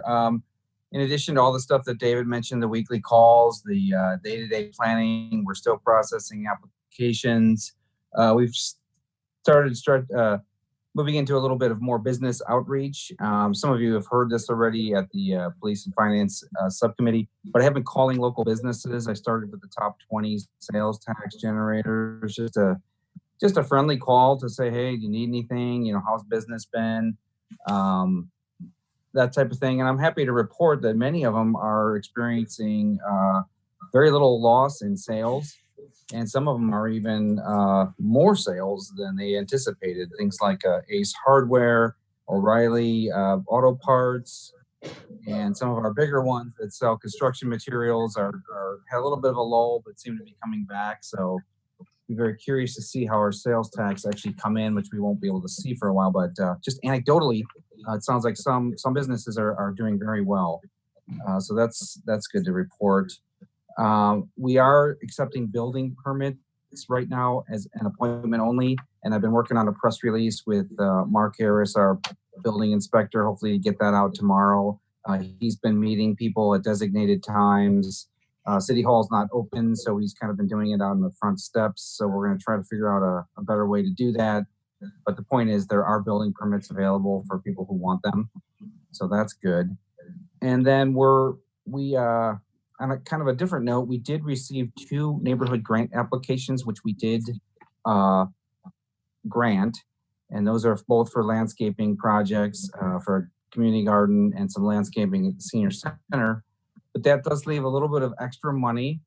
And we're going to have an item on the next council meeting to discuss maybe some possibilities of what we could do with it. It's not a ton of money, but to discuss what's left over from this year's budget and maybe talk about next year's budget. We've budgeted the same amount, $5,000 for the next year. And we were thinking we'll try to brainstorm some ideas on how that could really get into the community, maybe in a different way than the neighborhood grant, but maybe through some type of assistance for people, utility bills or something like that. And we've had some internal discussions. So we're hoping to have that item on the next council meeting where we'll ask you to consider, the remainder of what we have in this budget and maybe next year's budget to get out into the community. That's pretty much all I have, other than, again, we're still working away on all our planning projects, and Rafael's still doing some enforcement as needed, working on current planning projects. So that is the end of my report. Hi, Mr. Mayor, council members. Susie Holmes, your finance director, and the amazing finance staff has just been still working full time, most from home. We have 2 people that are going in. They tag team to make sure that the phones are covered from 8 to 5 and that somebody's always there. They're answering questions. They're just making sure that somebody's there to answer questions or to route calls to the right people. They're just doing an amazing job. They're still doing the deposits. They're taking them to the bank. It sounds like people are making their payments. They've learned that money orders are good if they were cash payers. So that's happening, and that's making it a lot easier for the staff instead of having cash in the box, which we don't really recommend. But if that's what you can do, then it's safe. But we would rather see you with a money order. Staff has continued doing attending lots of meetings on webinars and video conferences, and we most recently attended a kickoff meeting with Godby to discuss revenue enhancement options. And I think, we're still working with cannabis businesses, trying to make sure that they have options for making their payments. Sometimes taking them a deposit slip or offering to meet them at the bank. I think that pretty much covers and the budget. We're working diligently on the budget and just making sure that we're getting close, and that all the I's are dotted and T's are crossed, and so I think that pretty much covers it. Thank Good you. evening, Mayor and council members. So city clerk staff, they just continue to coordinate virtual meetings for both the council and subcommittee meetings. And I believe since our last meeting, we have opened up participation by the public through the use of Zoom. With that as well, just making sure that information is posted online, and you should be able to see our Facebook postings of upcoming meetings at least the day before the meeting, if not the morning of. So in addition to our agenda center. It is there for people to hopefully visit our page and see the information that is coming their way, just to be, more transparent and to capture more of the community. And then again, just ensuring that various mandates, deadlines, and transparency efforts continue. Continue with biweekly check-ins with staff, and then the big push in the contract management to help assist in collecting data and make sure that we move those along for project completion.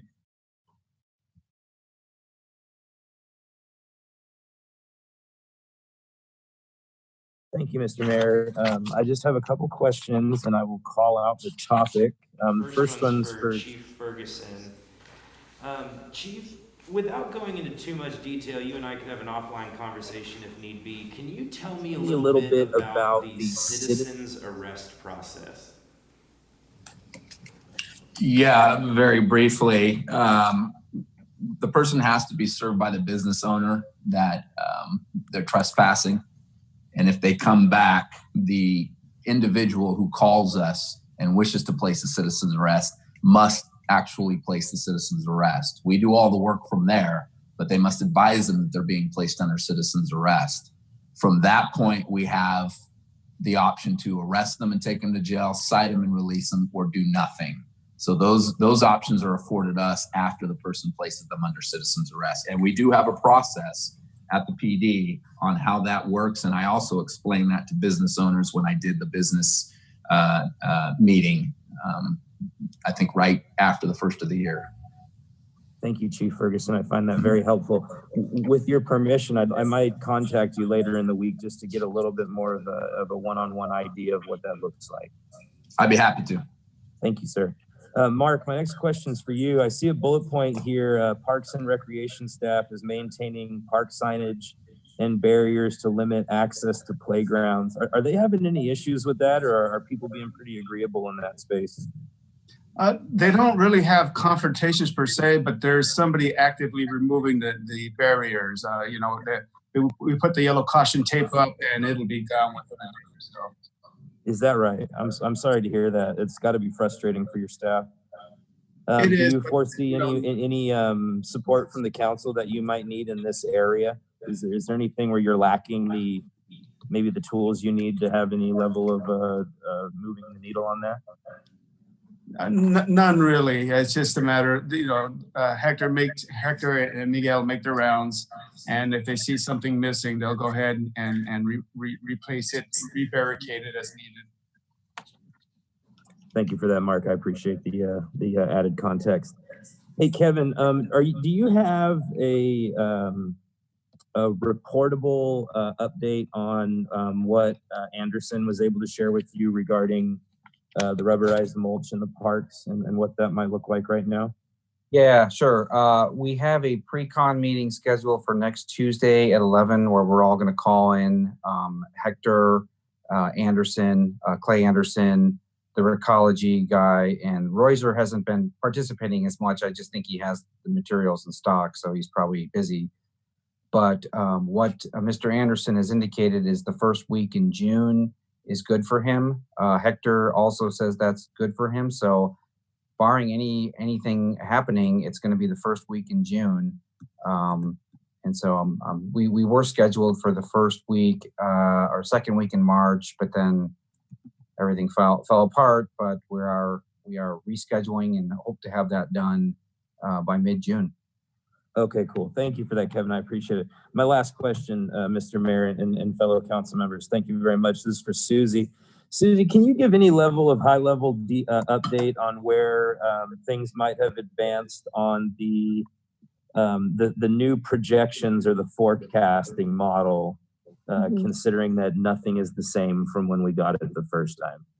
Yeah. So I had one meeting with management partners, a training meeting. So now it's going in and updating all of the information for 2019 and then adding in for 2018-19 and then adding in the budget for 19-20. So it's a little time consuming But that's how we're working on it right now. And then I have another meeting scheduled with them to make sure that everything looks accurate on their end, and hopefully we can have a new updated projection. Thank you, Susie. Just my opinion, and my opinion alone, I encourage you to just take your time. I really prefer the accuracy over speed, and I know this is really complex work to try and put together. So thank you to you and your staff for the efforts on that. Mr. Mayor, fellow council members, that concludes my questions. Thank you.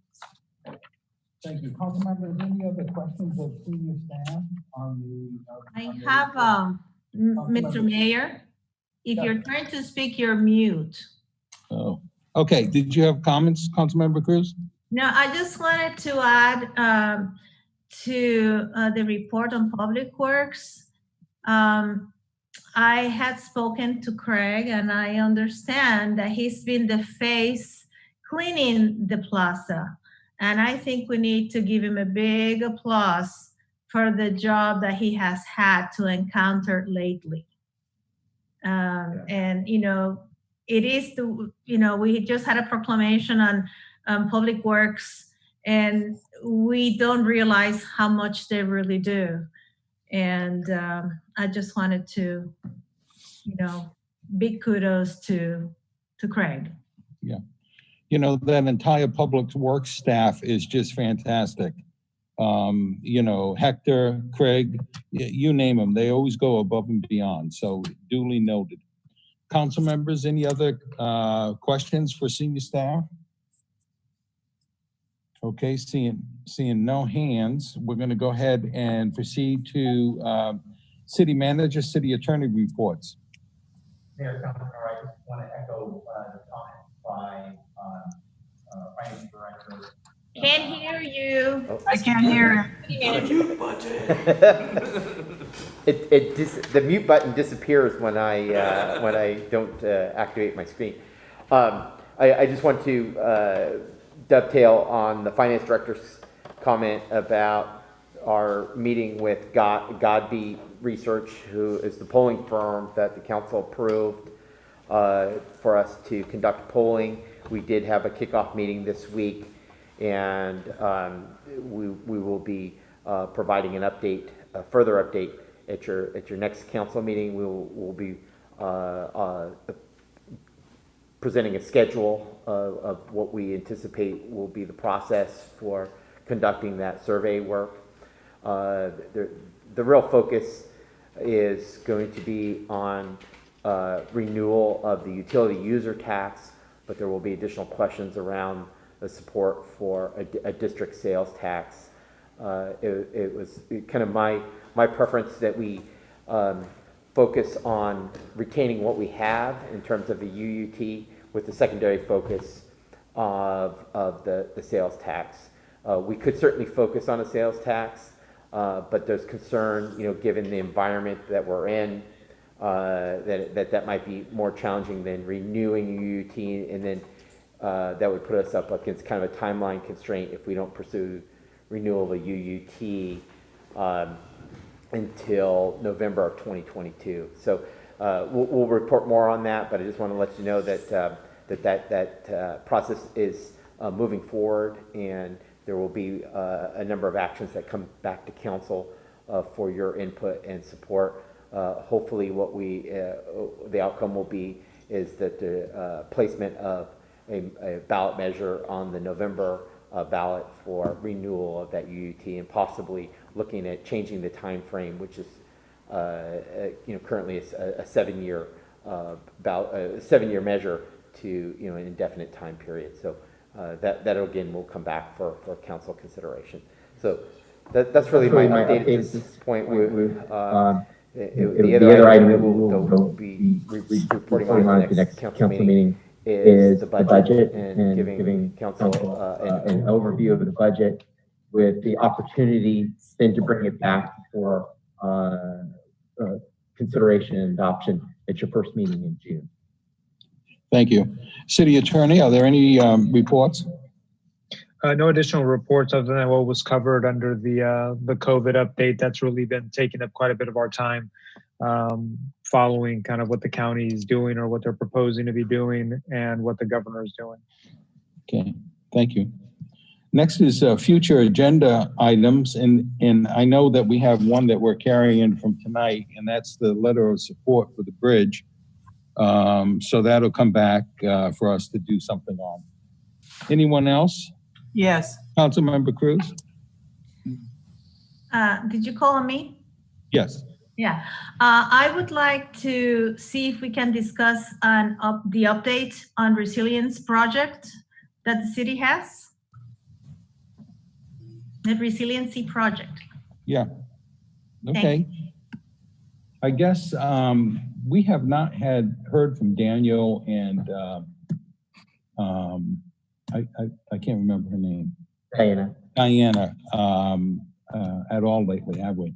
They're probably just so tied up in San Francisco. Right. As council is probably aware, both Daniel and Diana were both emergency response professionals, and I'm sure that they are working full-time responding in their professional jobs to the COVID-19 emergency. If you may recall our last community workshop at the end of February, there was a conversation at that time that, there was kind of an emerging issue with respect to coronavirus. And of course it wasn't but 2 weeks later that there was a local emergency declared, and we've been in that process ever since.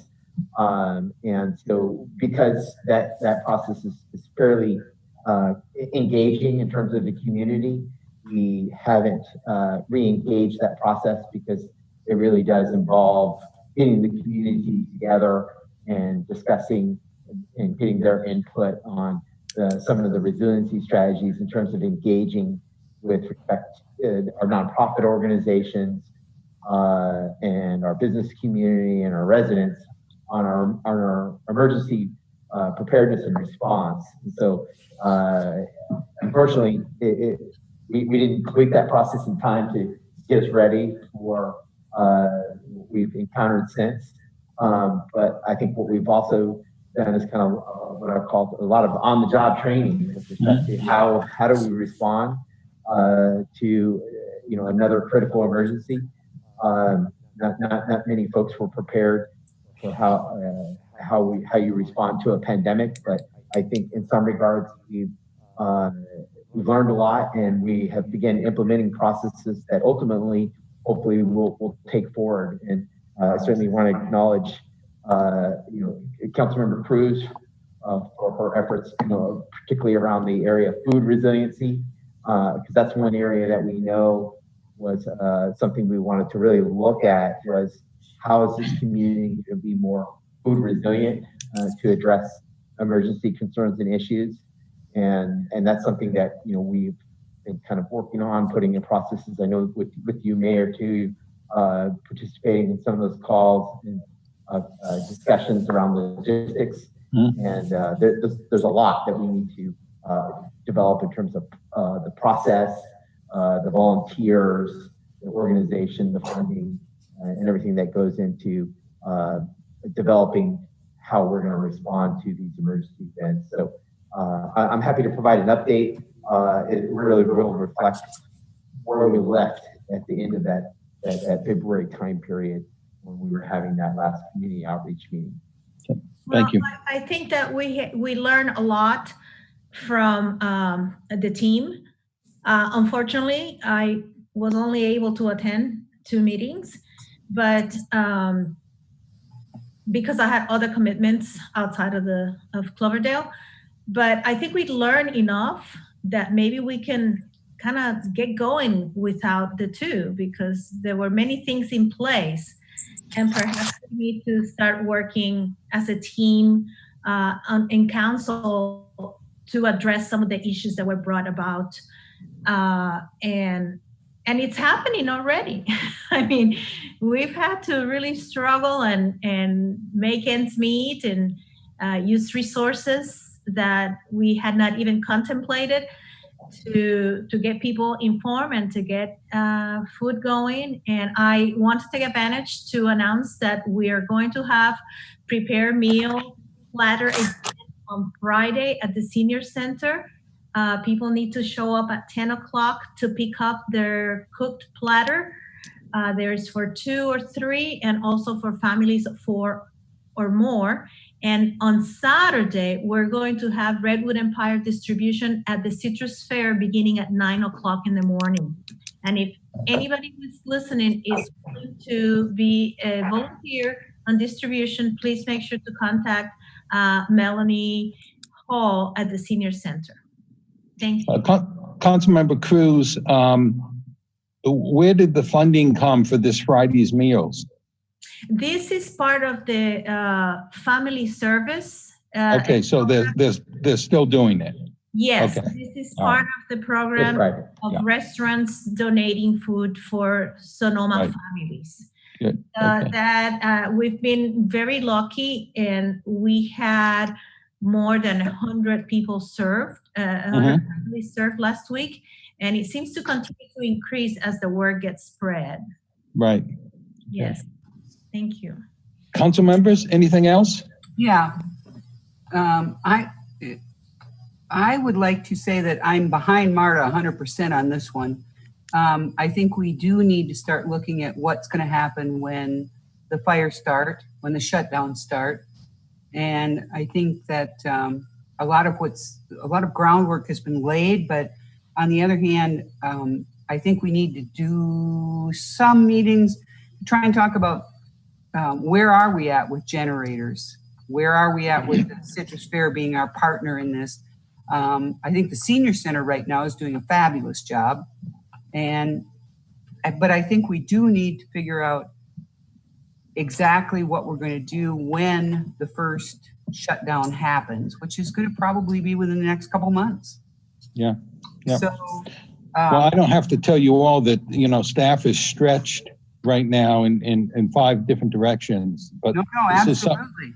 This is something that needs to be done, and as many council members that could help out would really, I think, be appreciated. I'm happy to do that. Yeah. So I think that is something we do have to look at, because we know that in the next couple months we are going to have a shutdown. We'll have the first one, then we'll have the second one. So I agree with Marta. I'm happy to work with her, whatever. And not to mention, in addition to the shutdowns, just the fire season is here. So that's what I mean. Yep. Okay. Anything else, council members? Can hear you here. Hit mute again. I did receive a request to consider reviewing the signage ordinance and the zoning code, particularly around temporary signage as it pertains to political signs. I guess the question for council is, do you want that to be brought forward to the council for discussion, or would you prefer to assign that to a council subcommittee? I thought we had that already. Wouldn't we put something like that through the planning commission, and then they'd ultimately make a recommendation to us? City manager? That's certainly an option. I think there would need to be some direction provided by either a subcommittee or the council first, so that on what options you might want the commission to consider. So you give them some policy direction, and often the process is to have a debate and discussion about policy direction at a subcommittee level, bring that to council, and then refer it to planning commission for Speaking about changing it. Why did this come up? Yeah, what's the motive? I think the concern is that the zoning ordinance provides language regarding temporary signs as it pertains to political signs, and what the current zoning ordinance does allow for is temporary signs to be placed for 30 days and an additional 45 days with the approval of the community development director. What it doesn't provide is specific language that it's exactly 75 days prior to an event such as an election. So, you know, what a number of cities have done to address that is actually develop specific signage requirements as it pertains to election signs. Well, I think it ought to be brought down to a subcommittee just to kind of review it at this point.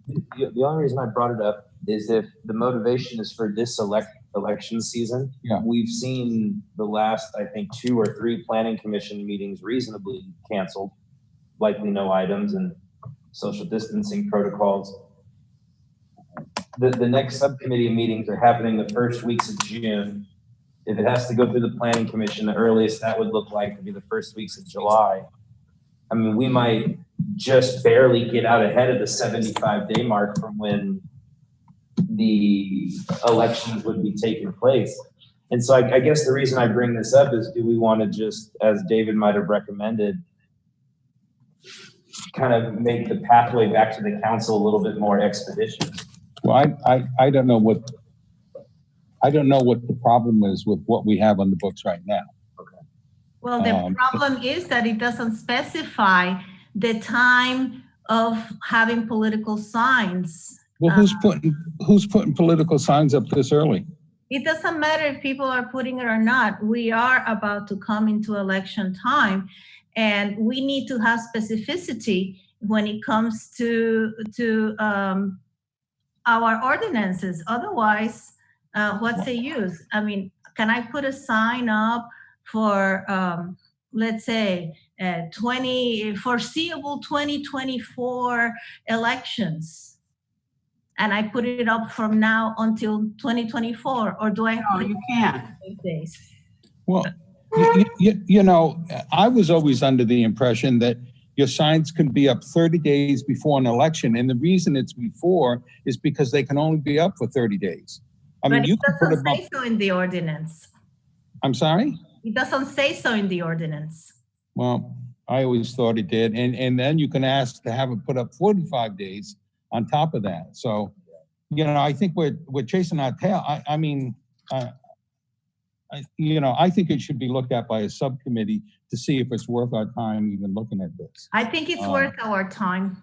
Okay, well, that's why we need to have a subcommittee look at it. Okay. Yep. So, David, which subcommittee do you think would handle that? I would recommend the Planning and Sustainability Committee. Okay, all right. Irene, could we get that on the next agenda? Okay, and that meeting is, let me just pull my notes here. I think that's the one that's coming up. Huh? Yeah. June, when is it? June 16th. Okay, so that's June 16th. And we'll, who's ever on that committee, I think it's you and I, Mary Ann, we'll take a good close look at it and come back with a recommendation. Sure. Anything else, council members? Yes, Mr. Mayor, are we still on future agenda items? Yes, we are. Okay. Yeah, I just had a couple of things brought to mind by the COVID-19 report. I think it might be time to, I know in the finance subcommittee, we're looking at and have been looking at ways to enhance our revenues, but it also, in light of the COVID-19, it might be a good time to revisit some of our local preference ordinances. And I just think it's really important that government lead the way. If we're asking people to shop locally and help the economy recover, then we should really be setting an example. I mean, I think of the city manager's example, you know, during the beginning of the shutdown when we were asked to help out with providing local food. You know, his first response was, well, how can we buy it from local stores, and how can we get it from local restaurants? And that should really be, you know, what we do in everything possible, you know, going forward, and, you know, helping our local businesses pull out of, you know, who knows what the recovery curve is going to look like, whether it's a V or a U or a W or, you know, any of the letters of the alphabet. I think it would be a great time to revisit that. And also just on the food security issue and the local economy issue, I just wanted to remind all the council members and staff that Crop Mobster is something, as a resource that's been available for a long time, but Supervisor Gore has been involved with it from the beginning, like I have, and it would be a great time for the city to revisit how we can be involved and promote Crop Mobster. Also, I received an email from Daily Acts reaching out to local council members. They are developing, local food security programs and economic resiliency programs that we can get involved with going forward for our economic recovery and, really developing a robust local food system. With our climate, there's absolutely no, and our already prolific gardens, there's no reason that we can't be more food independent, up here in Cloverdale. And I think that that's going to be very important moving forward. So I'd like to revisit some of those issues, but especially that economic development, local preferences can really make a huge difference in the next couple of years. And I think that's something that we can work on it in the Finance Subcommittee. Thank you. Well, I have an announcement about promoting local businesses.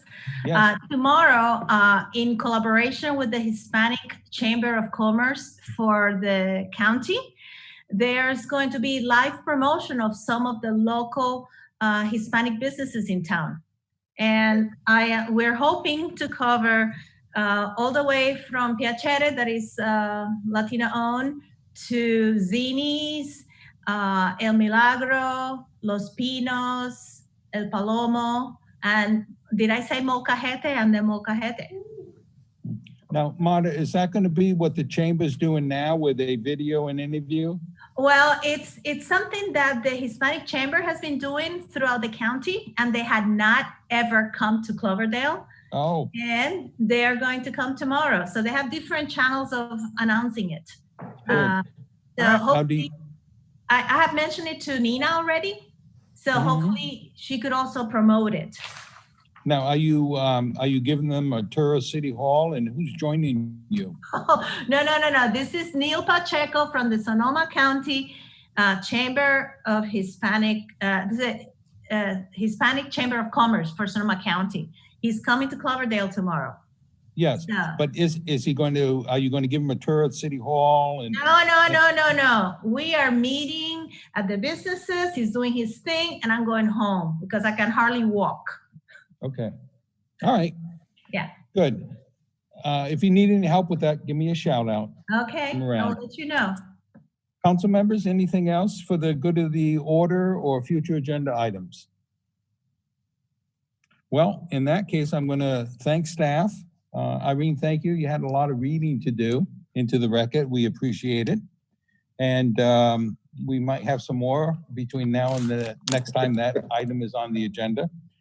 So with that being said, staff, thank you. And meeting is adjourned now until May 27th. Thank you. Good night, everybody. Good night. Good night. Good night.